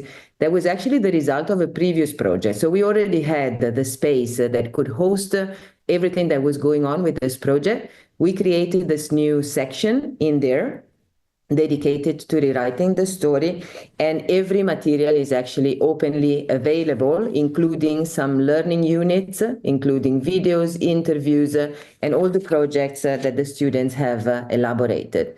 And I do not want to be too long here, but here you have a way in which we have visualized some of these projects. And as I said, the students were free to choose the angle through which they wanted to look at things.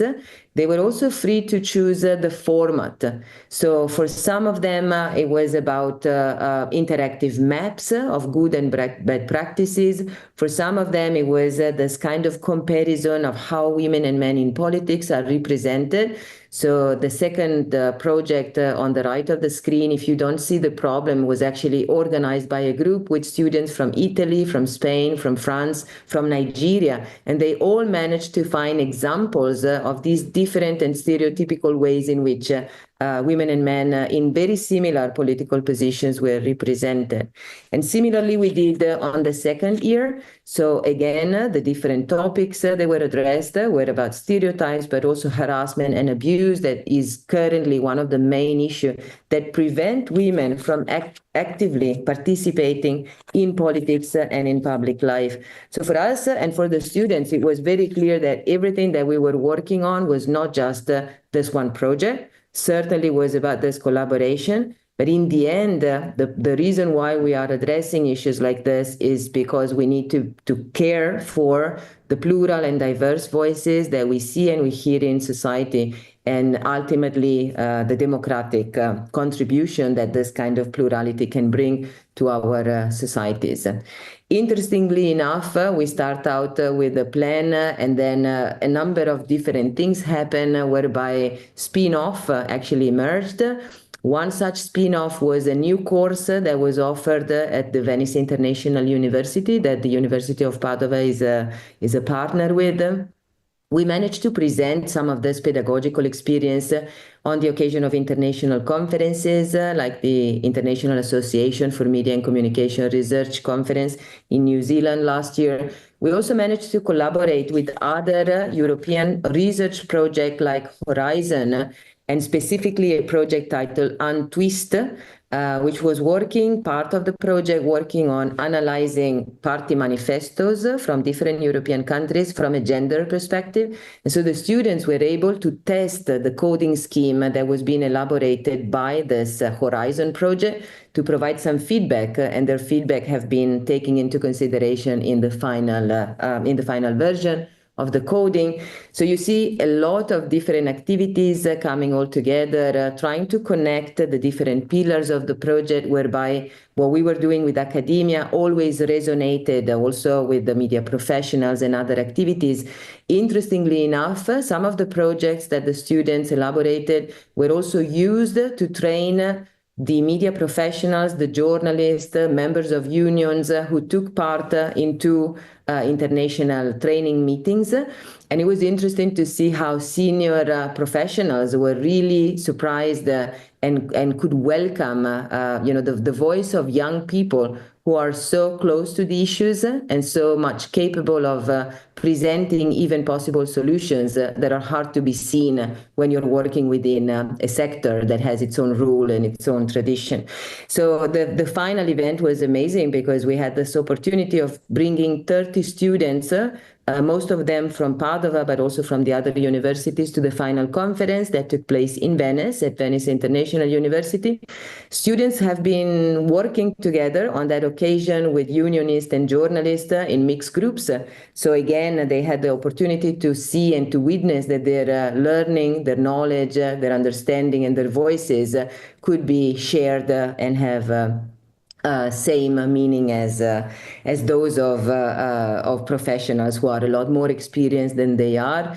And my final word is I'm truly aware that none of this could have been done unless we had this amazing, huge collaboration from individuals, some of our colleagues and scholars, different universities, people at the Elena Cornaro Center, the UNESCO Unitwin Network on Gender, Media and ICT. And I think I'm now receiving with great pleasure this award, which is an award for the entire team that has been working with us. And thank you so much for listening.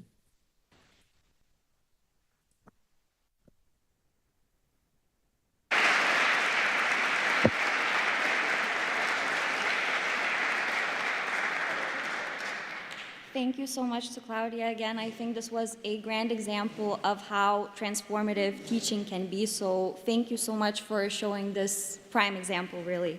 Now we will entertain another presentation. So from the winner that I presented next, which is Sylvia Colbert. So I would like to welcome her on stage. Let's welcome her with warm applause.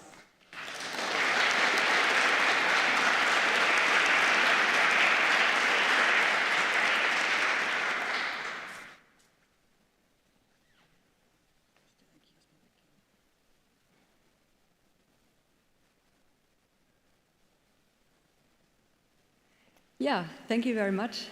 It's a great honor to receive this award. As you have heard, my name is Sylvia Koba and I'm from the Department of Psychology of the University of Graz, and the course for which I got this award has a title, Applied Neuropsychology in Human-Computer Interaction. So yeah, this course is for master students of the study of psychology, so I'm a neuropsychologist, but it's also for students of the master's degree Computational Social Systems, CSS, which is jointly offered by the University of Graz and the Technical University of Graz. So the students who participate in this course are from different fields, so they are psychologists and also technical engineers. And there are also a lot of students from abroad, so the course is held in English. And yeah, I always hold this course in the winter term, and the course which was awarded was held in 23-24. So what is this course about? So like the title says, it's about human-computer interaction, so in particular brain-computer interfaces. So here you see such a feedback loop, such a BCI loop. So in BCI systems, brain signals are recorded. So for instance, you use the electroencephalogram, EEG, to measure the electrical brain activity. But you can also use other methods like fMRI or near-infrared spectroscopy. Then these brain signals are processed in real time using machine learning algorithm. And then this signal is translated into control commands, for instance, to control a wheelchair without muscle activity or to write on a computer. So initially, these BCI systems were developed for disabled people, for paralyzed people, to control a wheelchair or neuroprosthesis, or for patients with ALS, amyotrophic lateral sclerosis, so that they can write on a computer only with their brain signals. But in recent years, famous international companies also became interested in this topic and start implanting electrodes in the brain of patients, probably soon also in healthy individuals, to control a computer or even a smartphone with brain signals. And in that context, the aim of this course is to provide theoretical knowledge about such newer technologies, but also to give the students hand-on practical experience, and to make the students to sensible, critical, and adequate users of such newer technologies in the future. Because with these newer technologies, a lot of questions arise, neuroethical, neuro rights. So if big companies are recording brain data, the data is uploaded to a server, and what are these companies are doing then with this brain data? Topics like privacy and so on. Then also the question whether mind reading in general is possible. So for instance, to control a wheelchair, patients or participants often imagine a left or right hand movement, and the computer then classifies this brain data and detects or recognizes the mental state of the user, so whether the participant is imagining a left or right hand movement to move the wheelchair to the left or to the right, for instance. So in this context, if this is possible, is mind reading in general possible with brain data? Or is neuroenhancement possible? So can we improve our cognitive functions when we produce certain brain activation patterns with these BCI systems, which are associated with high cognitive performance, for instance? And these ethical questions are also discussed with the students, also the advantages and disadvantages of this technology, and also the limitations and possibilities. Yeah, so this is one big aim, to improve the critical thinking here in that context of the students. So yeah, as you have seen, the course content is about neurotechnologies and BCIs. I also talk a lot about different neuroscientific methods, and the students also try them on their own to measure brain activity, and the students also work out this critical topics like neurorights and neuroenhancement, mind reading, and so on. The course outcomes, so the students work together in groups, and then they have to present the work their work, so scientific communication should increase, also collaboration because of the group work, also creativity, so they can decide on their own, so they can be creative, how they present their work, what exactly they are presenting. And yeah, critical thinking is one thing. I aim at increasing media and technology literacy in the context of neurotechnologies with my course. And life-related outcomes might be to encourage critical reflection on technical and ethical issues in that context. And how exactly am I doing that? How does my teaching approach look like? So generally, I try to use a multi-dimensional teaching approach, so using different teaching approaches, like, for instance, project-based approaches. So my students have to have different BCI projects. So they, for instance, record brain activity during the imagination of a left and a right hand movement, and they use machine learning algorithm to classify this brain signal so that they can see on their own how accurate these classifiers work. Are they really able to detect with 100% accuracy whether the person imagines a left or a right hand movement or does mental arithmetic or something else based on brain data? And another project is they have to develop a human VR interface, VR for virtual reality. So here you see an example. So the students develop and design a virtual scenario on their own. So here's an example of a virtual island where a virtual avatar, in that case a mummy, has to collect items. And this virtual environment should be controlled with brain signals. So they also have the EEG traces here in the middle, and on the left side you see such a pre-processing pipeline. So they have to pre-process the brain signals in real time, so certain EEG patterns are extracted, and then these EEG patterns are sent to the virtual environment to control this environment. So for instance, if the participant is in a certain mental state and produces a certain EEG pattern, then the mummy moves on the virtual island. Another thing is that I also want to integrate AI into my teaching. So yeah, first of all, I talk with my students about the guidelines of the University of Graz of using text-generated AI systems. And then I have a hands-on exercise, so the students have to work out different questions about neuroscientific methods. For instance, what is an event-related potential in the EEG? And then there's one group using, for instance, ChatGPT to answer these questions, and the other group is using a traditional textbook. And then the students present their results and see the differences and overlaps, and see also the limitations and pitfalls or not of AI systems in that context. And the third big teaching approach is that I also integrate gamification in my teaching. So I said I have a big focus of my teaching is that the students also get hands-on practical knowledge with BCI systems and neuroscientific methods. So I always have a lab visit where the students come to the lab and try different methods like EEG, near-infrared spectroscopy, brain stimulation, and so on their own. And once I had the idea, why not to design an escape the lab game? So to have a gamified version of this lab demonstration. So the story of this game is the students are locked in the lab of Dr. Neuron. So they're not really locked, so I'm not allowed to lock my students, of course, but they pretend to be.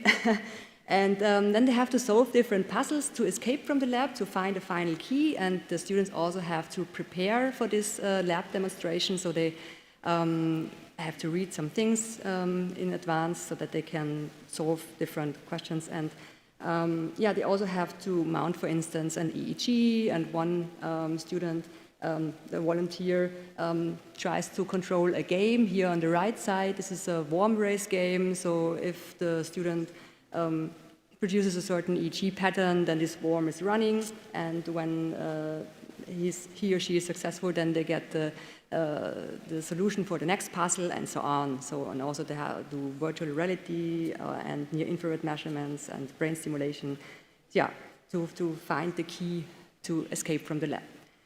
The feedback is generally very good, so the students like this gamified approach, and honestly for myself it's also fun to design this escape the lab game, so I also enjoyed this task. So what's the relevance and the impact? So since there are a lot of students from the CSS master in this course, they often want to write their master thesis on such a topic under my supervision, collaboratively supervised by a colleague from the technical university. So also our inter-university collaboration is strengthened here. Then also at the moment I have 3 PhD students who all previously participated during their master's studies in this course and got interested in this topic. Yeah, and I also present to the students possibilities to participate in BCI conferences or use my network to show them other BCI groups where they can participate, and I regularly meet students from this course afterwards at BCI conferences. And yeah, Science to Public, so for instance this Escape the Lab game, I modified it a little bit so that also the general public can do this game, and I using that for Science to Public events, for instance last year during the Lange Nacht der Forschung, Long Night of Research in Austria. Yeah, where the participants were also very excited about this escape game. Yeah, so that's it. So I want to thank the University of Graz for selecting my proposal, and of course the jury of Arqus for selecting my proposal for the award. But I also want to thank my motivated and interested students, because without them, teaching would not be so much fun. Thank you very much.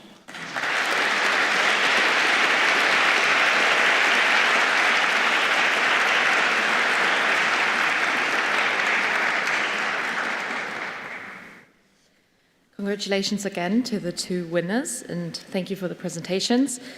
While we're already in the middle of award ceremonies, we'd like to take a moment to talk about the 2026 Open Science Award. For this, I would like to welcome Ilona Lipp.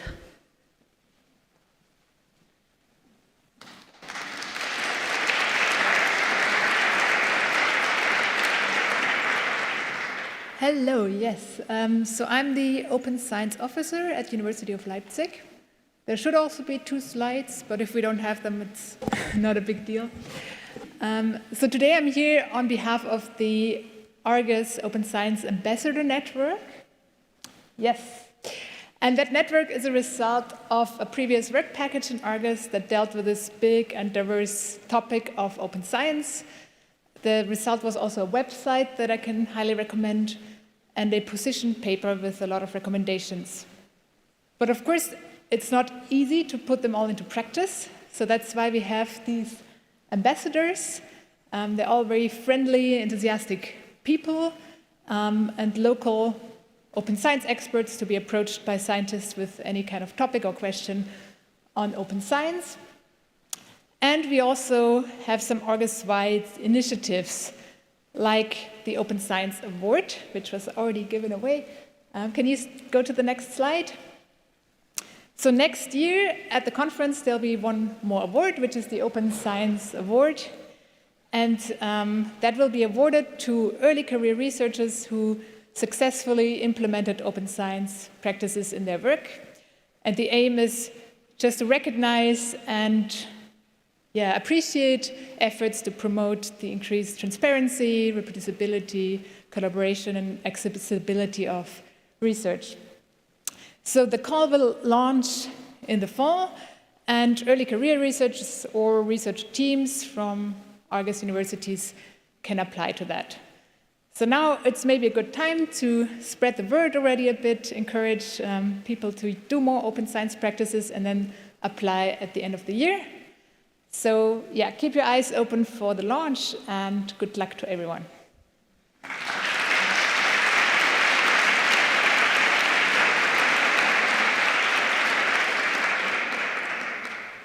Thank you, Ilona Lipp. It is now time for our closing session. Please welcome for this again Ursula Barkos-Keite, representative of the Arqus Student Council.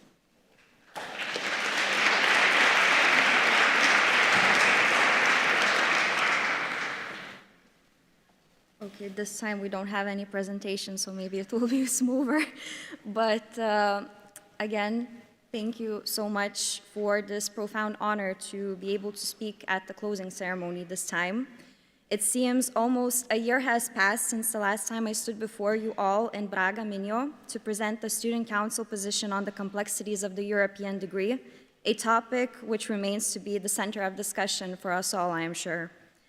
Today, I've been invited to speak on the behalf of the Arqus Student Council to reflect upon the progress of the Alliance made so far and to discuss the potential vision of how we want to see the future of the Alliance from the student perspective.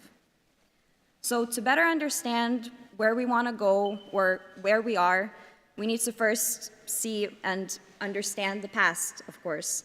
So it could be argued that the Alliance is based on the idea that we can create a collaborative environment in which students can have the opportunity to work with expert lecturers in an international surrounding, which would further incentivize the student to take ownership of his or her education and find their calling in the world. Or in other ways or words, we aim to create conditions for students and lecturers to become the change makers and decision makers of what role they can take as global citizens of tomorrow's society.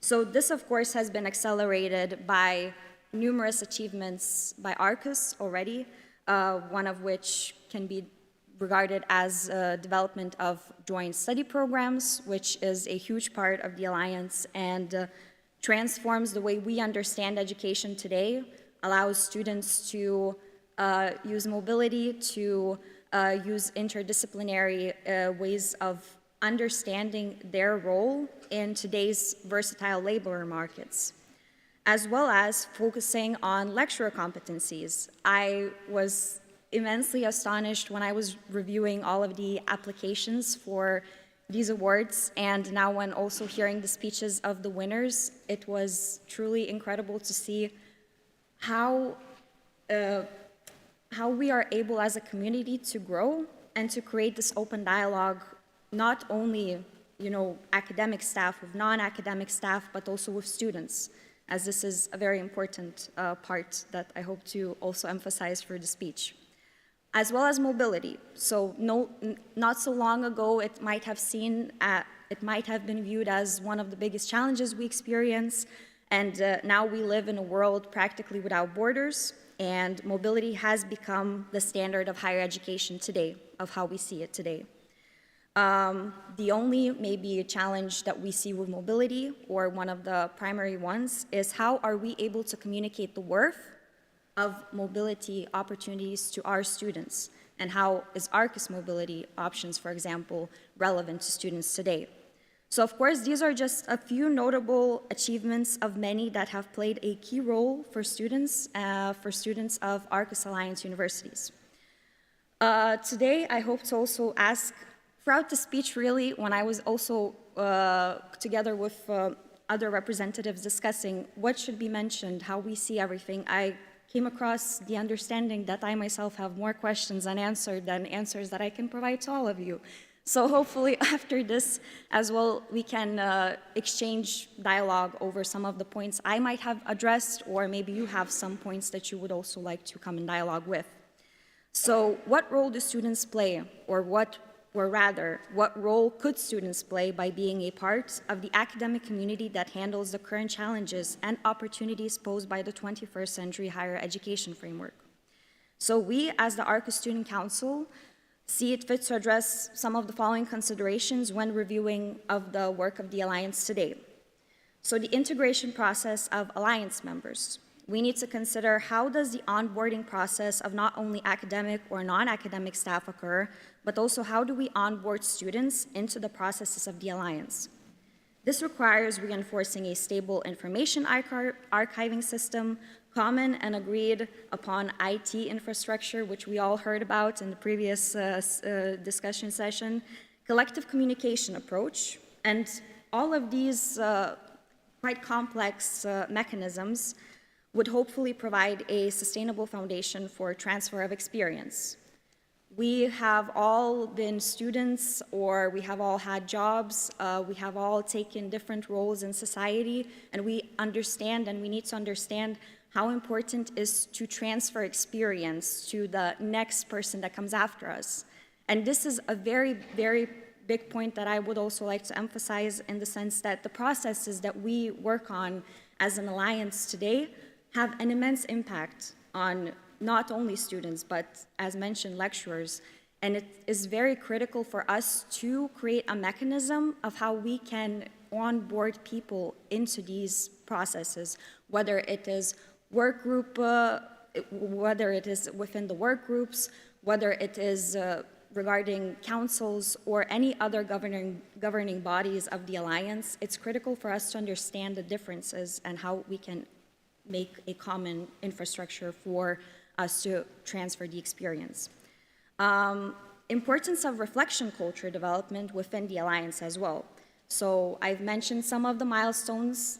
These are, again, only a few, but we need to learn how to be able to reflect, not only self-reflect, but collectively reflect as an alliance, and to acknowledge the external feedback that we are given. What role have we, as all members of this alliance, gained? What kind of competencies have we gained throughout this process, working together, staff with students, or generally, is it communication, critical, analytical skills? This can become a strong pillar for us as people moving forward to next processes, to improving higher education for tomorrow. We need to proceed with developing an open dialogue about the importance of student involvement in the process of this alliance. So we have joint study programs, micro-credentials, various mobilities, and we have, as an alliance, a lot of different work groups, a lot of different mechanisms that happen in parallel. And sometimes it can be seen that this onboarding process or integration of student perspective is difficult, and that is completely understandable, and that is one of the challenges that we tackle. But maybe this is the time that we can also ask ourselves, or maybe make it normal, that I don't know how to include a student perspective. I don't know what are the correct ways of approaching or engaging with students. That is completely normal, and these are the questions that we should be asking ourselves, because this alliance and the work that is being done here is not only for students. A university is not a place where only students grow. It's where we all, as community members, grow, learn, and hopefully become the future potential members of European societies that can then teach others to become even greater. So this is something that is very important. So maybe by saying this, I would also like to emphasize, don't be afraid to come up and say that, you know, it's maybe I'm not sure how to proceed with this question. We all, I think, are here for a common goal, which is to create a joint infrastructure for future, you know, framework for European higher education. So I think it's quite normal. How do we communicate the worth of the Alliance to students, or to the rest of our academic community, or to the rest of the world? What makes Arqus special? What makes us as a community special? So we promote this alliance as a collaborative experience, and we talk about how collaboration is essential.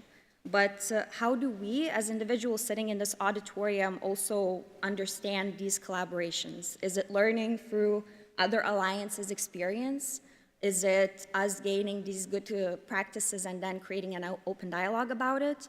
This is also something that maybe could be related to self-reflection, or for us as, you know, people sitting in this auditorium, to have a conversation about how we view collaboration and collaborative processes, because sometimes we are not always able to see the mechanism or the flow of the framework that we are trying to reinforce.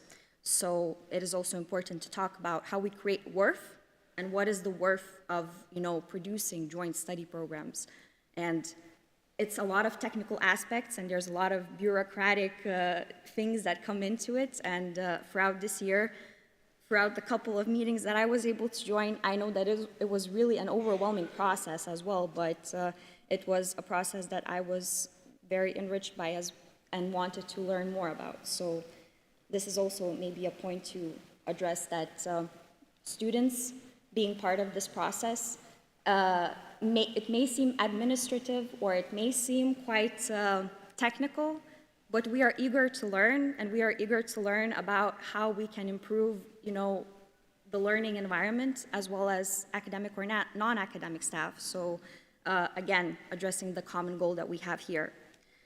So the Arqus Student Council addresses these points and hopes that we can start taking part in proactive open dialogue with governing bodies in order to strive for a unique experience for students, for staff, and all involved that would not only enrich the individual perception of what it means to take part in forming the standard of higher education, because that's what we are doing here. We want to build the standard, the bar from which we can build upon further on, but would also serve as an additional step towards shaping each university's potential and perception of their own European degree and their own European identity, really. So it's very important for us to understand how unique we are and to look at it as a value that we can learn from and build upon. So hopefully what this means is that we can collaborate more, but when we say that we will collaborate, put worth into it, and if we say that what we are creating brings worth to our community, how can we communicate it clearly to people that are not mainly involved in this process? Because if we are looking for participants for webinars, if we are posting in general information about the work that is being done within the work groups, how can we make it relevant to students or to staff that we want when we want their attention? So I guess maybe these are some of the questions we should ask ourselves. What is worth, and how do we create it? How can it be sustainable, and how can we all look at one another, maybe to the left, to the right, and ask each other these questions, because that, again, is completely normal. So hopefully you didn't grow tired of me whilst listening to me for these quite a few minutes. And if you have any questions, yet again, the Student Council is situated right there. We are always here for any sort of question, and we would love to learn from you and with you. So thank you so much.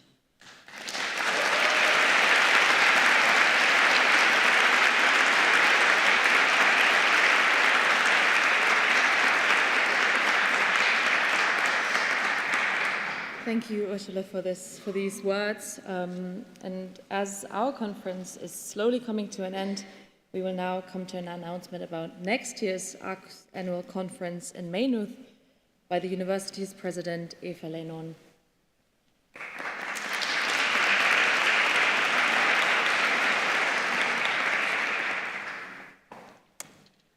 Well, hello again. And it's always a very tough call to follow a student, because students are so incredibly articulate, and the incredible work that our Arqus students are doing is something that we all commend. So Maynooth University will be hosting the next annual conference, and as I have been asked to say a few words about that, and we have a video to show you as well. But before I do that, I just wanted to congratulate all the Teaching Award winners, and many thanks to the panel, who clearly had a really difficult task of determining the two winners. And thanks to everybody who took part and engaged. And in my eyes, everybody is a winner, because teaching is something that we really need to recognize and value in our universities, the incredible, outstanding pedagogy that takes place. And I think one way of doing that is what we are doing here today. And also, we are very much looking forward to the Open Science Awards. So please spread the word, because these will be the awards that, of course, we will be giving for the first time at Maynooth. As I said, every time I listen to students speaking, I do realize that our future is in good hands. And so I wanted to thank them, and the Student Council particularly, for driving forward such excellent agendas. And the questions that have just been put to us is something that we all need to think about. But before I say a few words about Maynooth, I wanted to thank Leipzig for hosting this year's annual conference. We've had a fantastic time, really excellent plenaries, and very timely plenaries, I feel. And wonderful company, of course, excellent food, and we've been well looked after, so thank you for that. And we know that a great deal of planning and doing goes behind the scenes before a conference is run, and we can enjoy it. So I want to thank Leipzig, and please join me in a round of applause for them.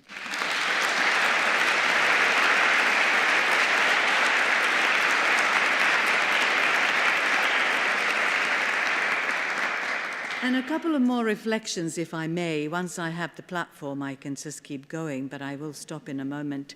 You know, the theme about crossroads is really important, and we know that the world is at a crossroads. And the world order is changing in front of our very eyes. And we need to be stronger as European Union than ever before. And universities and higher education will have a key role to play in strengthening our communities, our identities, and our resilience.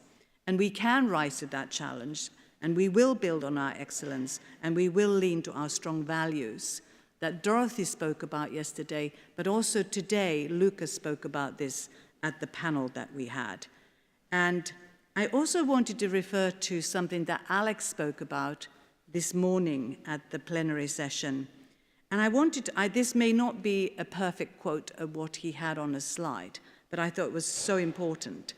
On a slide, Alex said something like, universities are the lighthouses of our European way of life, actors of change, and boosters of competitiveness.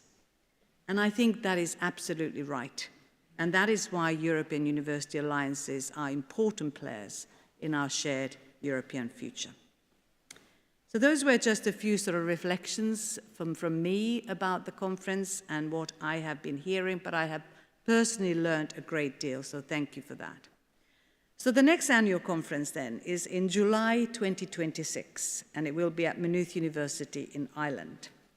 We haven't yet quite agreed on a theme for our conference, but we have started to plan for it in earnest, and this is being led by our Vice President International, Professor Patrick McCall, and also Ben Finnegan, who is our Arqus coordinator, and many other people are involved. Now, the conference is planned to coincide with Ireland's presidency of the European Union from July 2026.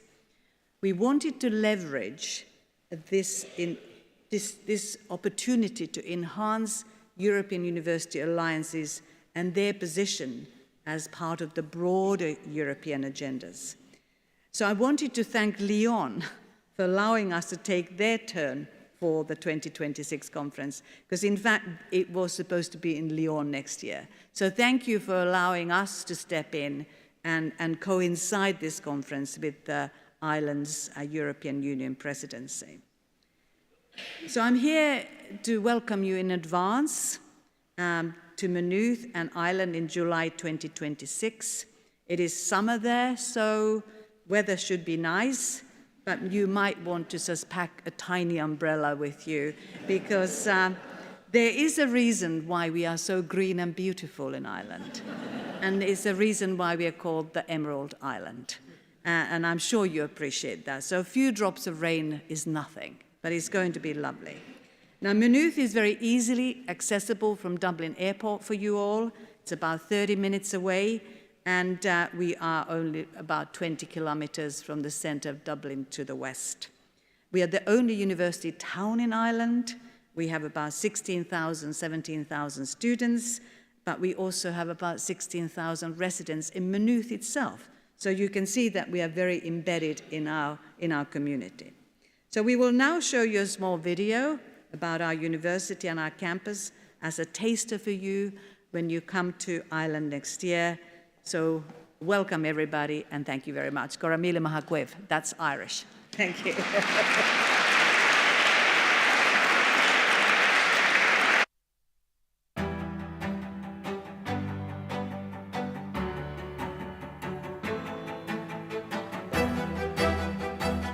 With roots dating back to 1795, Maynooth University became an independent institution in 1997. In the years since, we've grown into one of the world's leading young universities, driving research, innovation, and opportunity on a global scale. From the invention of the induction coil to deepening our understanding of the universe. from tackling climate change to shaping Ireland's knowledge economy. We are making an impact every day through our students, our research and our global partnerships. At Maynooth University, we are rooted in our region with a global mindset. Our students bring diverse perspectives and experiences, creating a vibrant, inclusive community. We are leaders in expanding access to higher education, from our nationally recognised access programme to initiatives like STEM Passport for Inclusion, which has already enabled 5,000 secondary school students from underrepresented communities to earn a university qualification and explore pathways into STEM careers. At Maynooth, research is about finding solutions to the most pressing challenges of our time. We are shaping the future of sustainability and climate action, digital transformation, public policy, health and culture. Through partnerships across industry, government and society, we are driving innovation in areas like precision healthcare, robotics and AI for climate and sustainability. We are launching new programmes in health and medicine. In 2025, we open Ireland's newest School of Nursing, followed by a School of Health and Medicine, strengthening our expertise in healthcare, medical sciences and digital health. We are developing new ways to train the next generation of healthcare professionals, with a focus on digital and community health to address labour shortages in Ireland and around the world. Our 95,000 graduates bring their Maynooth education to labs, boardrooms and communities worldwide. With a campus in Fuzhou, China, membership in the Arqus European University Alliance and strategic partnerships with globally ranked universities and leading tech companies, we are preparing our students for a global future. In 2026, Maynooth University will host the 6th Arqus Annual Conference, bringing our partner universities from across Europe to Ireland. At Maynooth, learning goes beyond the classroom. Our students lead, collaborate and create by working with businesses, NGOs and communities, by studying abroad, by engaging in research that matters, by getting involved in clubs, societies and competing in sports at the highest level, by being part of a community that values every perspective. Maynooth University is one of the fastest growing universities in Ireland. New spaces for innovation, collaboration and discovery are transforming our campus. Our university thrives because of the students, staff, educators, researchers, alumni and partners who shape it. Together, we are imagining and creating better futures for all.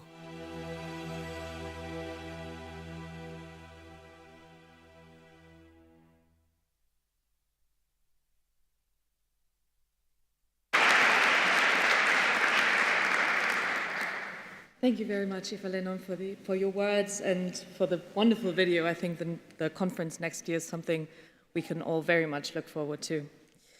We will now hear a few words, or last words for today, from our Alliance Coordinator Dorothy Kelly, and last but not least, from our Rector Eva Ines Obergfell. After that, I will also say a few words, so please stay seated after they are done. I have a few announcements to make, which are very important for all of you, so that you can finish the rest of your day. So please don't just run out and grab lunch. And I welcome you both.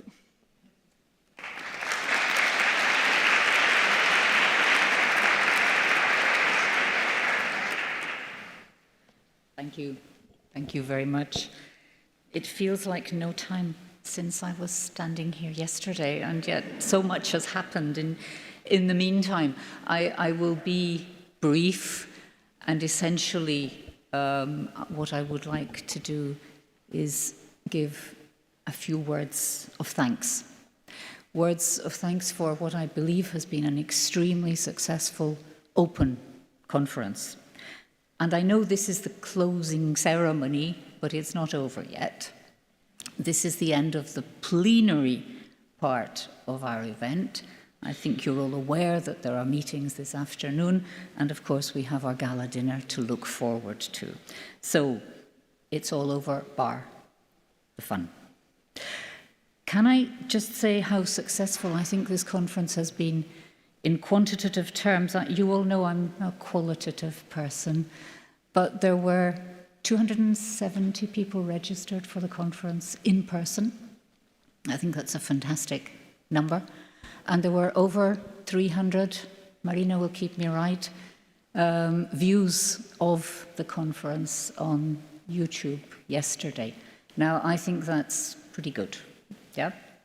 So congratulations to all of us, I think, for the impact, not only in person, but also online. And of course, that is thanks to a large number of people. And I'm going to try very hard not to forget anyone, but I would like to thank, firstly, the speakers at the 3 very interesting and, as we have already heard, timely panels on 3 very important issues. And I would particularly like to thank the friends from sister alliances who have joined us here to share their experiences, our external experts, and our student council for their input to these 3 major themes. And I think this is another example of just how much cooperation lies at the heart of the European University Initiative, not just within alliances, but also across alliances. And I would like to thank all of our moderators for leading those very inspiring discussions on all the panels. I would also like to congratulate the winners of the Teaching Award. It has been very inspiring to hear from our wonderful teachers and to see how they are promoting exactly what we have been discussing over these 2 days, critical thinking and our values. And I think that was very, very present in both the presentations. And thank you very, very much for that. Congratulations. And thank you in advance for sharing your experience with the rest of the Alliance, because that is, of course, one of the objectives of the awards, is to promote innovative teaching across our Alliance through these excellent examples. Thank you very much to our International Advisory Board for being our very good, critical friends. It is very, very important for us to have a group of experts in higher education looking at us from the outside, not entirely from the outside, and helping us to move forward. Thank you for your very insightful comments. I know we haven't heard them all yet, but we are looking forward very much also to hearing those later today. And I would also like to thank the members of the Task Force on Legal Entity who are helping us to see how to move forward for the future of the Alliance. And I think that linked in very well, of course, with the first panel yesterday. But I would like to thank so many of you for actually being here with us face to face during these 2 days.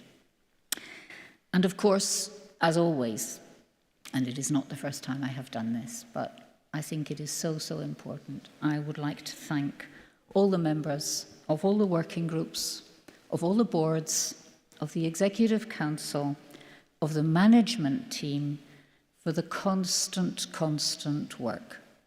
And I think here we've been able to showcase some of the successes. And I was just thinking, Eva said yesterday, this university was founded in 1409. I think I got the year right. Our oldest university was founded in 1222. Somebody said this morning it would have been nice to ask this question 10 years ago. 10 years ago, the European Universities Initiative did not exist. So my reflection is, in a very, very short period of time, thinking of the history of the timeline of our universities, I think we've come a very long way. And I think we should be aware of that. And of course, it's not easy. And of course, there will be failures. But that's also part of science and research. We experiment. I remember one of our founding, one of the representatives in our founding working groups described Arqus, and we have used it since, as a laboratory for institutional learning. And I believe that that is exactly what we are. And we learn from our successes, but we also learn from our failures. We learn from what does not work. And I would, of course, like to thank our students. I would like to thank the Student Council for being here. I would like to thank Arqus students in general, and I would like to congratulate Lucas and Ursula on their participation in the plenary sessions. And I would like to thank Ursula, as Eva has just done, for asking us all those questions. Maybe we also have more questions than answers, but there's nothing wrong with that. There's absolutely nothing wrong with that. And I think the reflections have been extremely, extremely useful as we move forward. I would, of course, like to thank all of our rectors, all of the members of the Rectors' Council, not just for being here and making this event a success, but for your constant and strong commitment to building this ambitious initiative. I almost said project. Stopped myself in time. And last but very, very, very much not least, our thanks to our hosts. And thanks to Rector Obergfell, Eva, thank you very much. I would like to thank your team, Matthias Midel, who has been part of the organization committee, and of course, Ute, Ninon, and Saskia. I have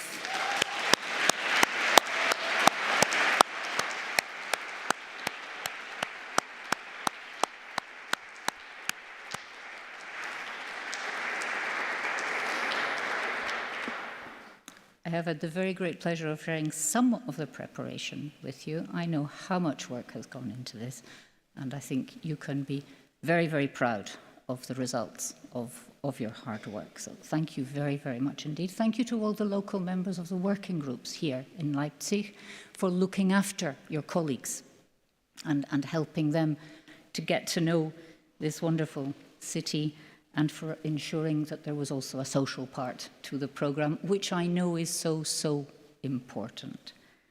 And thank you also, of course, to the coordination team, which has also supported the organisation. Thank you to Fernando, to Marina, to the whole team.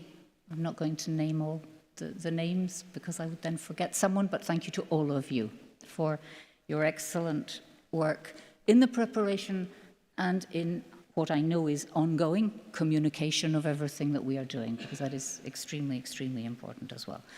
And a word of thanks also to our very efficient student helpers here at the University of Leipzig. They really have made sure that none of us got lost, that we were all in the right place, more or less at the right time. So thank you very, very much also to that fantastic support team.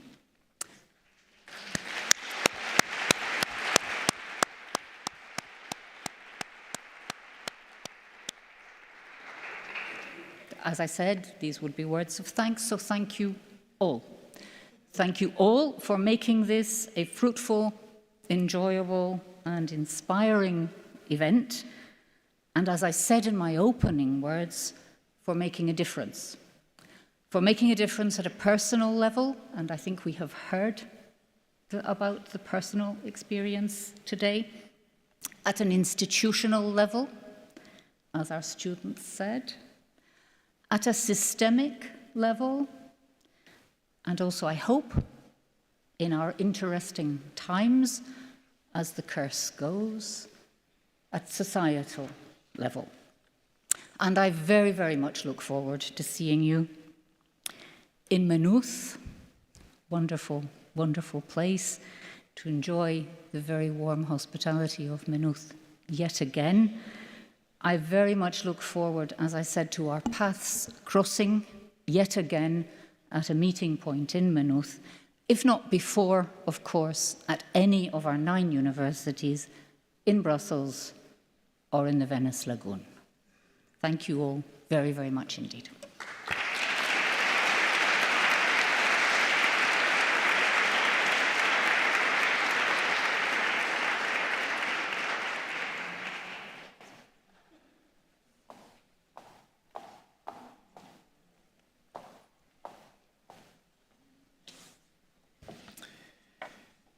dear colleagues, dear participants, dear students, dear Teaching Award winners, friends, guests, as we come to the close of the public part of our fifth annual conference here in Leipzig, I want to take also a moment to express my deepest gratitude. As I said before to Dorothy, there remains no thank that I could add. I really thank you all for your specific contribution to the organization and the realization of this annual conference. And I want to express my deepest gratitude to each one of you for your active participation, valuable insights, and unwavering commitment to strengthening our Arqus Alliance and our academic collaboration across Europe.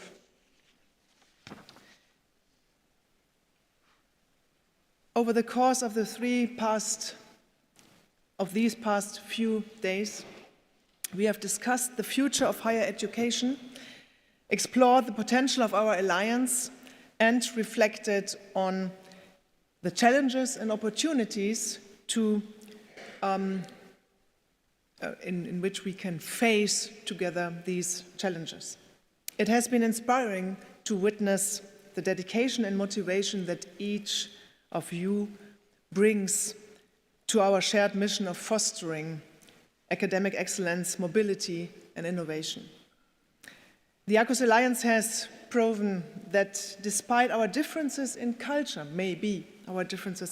language, and systems, we are stronger when we work together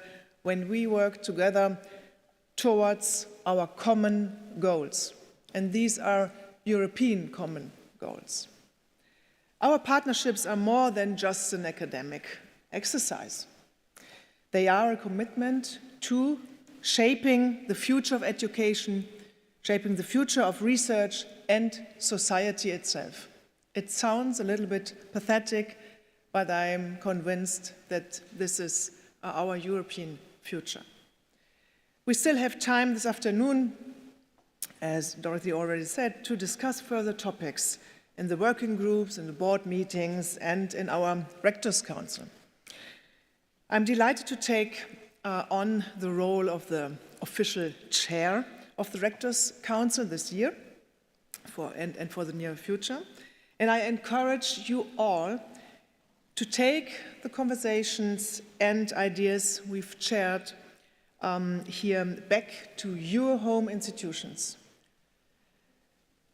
to inspire action in your home institutions, foster new collaborations, and continue pushing the boundaries of what we can achieve together. And I include also our associate partners. I want to extend my sincere thanks, and I repeat only one of your many thanks.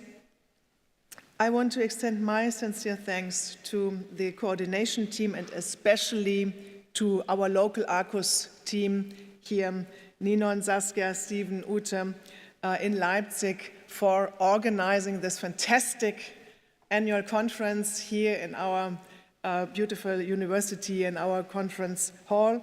In all its million different aspects.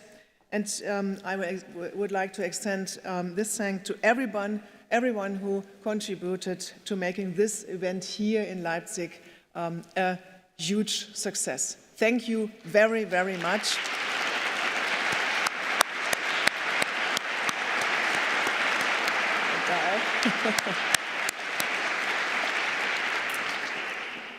And thank you all once again. Have a nice afternoon and evening, and thousands of fruitful conversations, and a deepening of our friendship. Thank you very much, and I'm looking forward to meet you all again in Maynooth.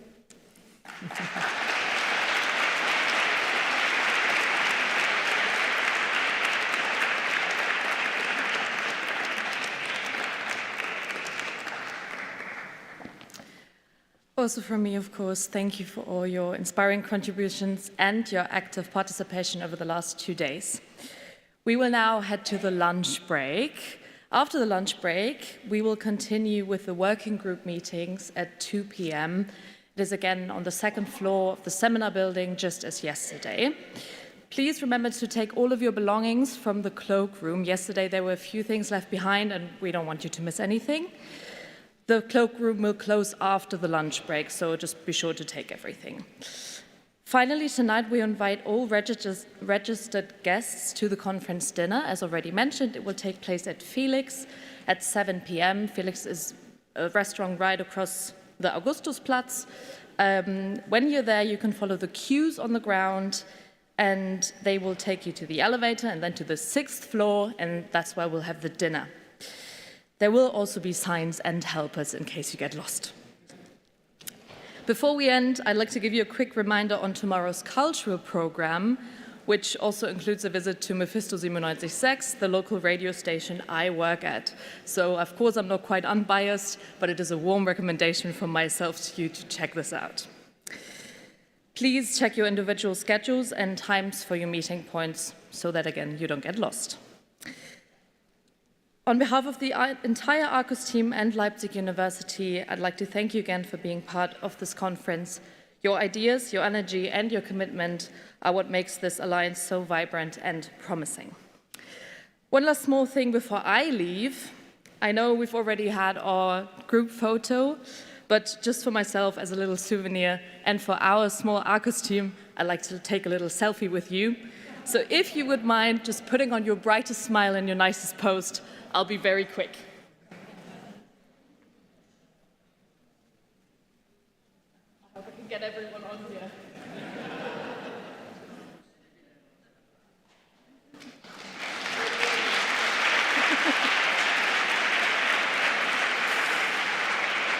Thank you very much. Thank you very much for the Arqus team for having me as well as a host. It was a pleasure guiding you through these 2 days. I hope you enjoy your stay in Leipzig and our beautiful city, and I'll see you again very soon.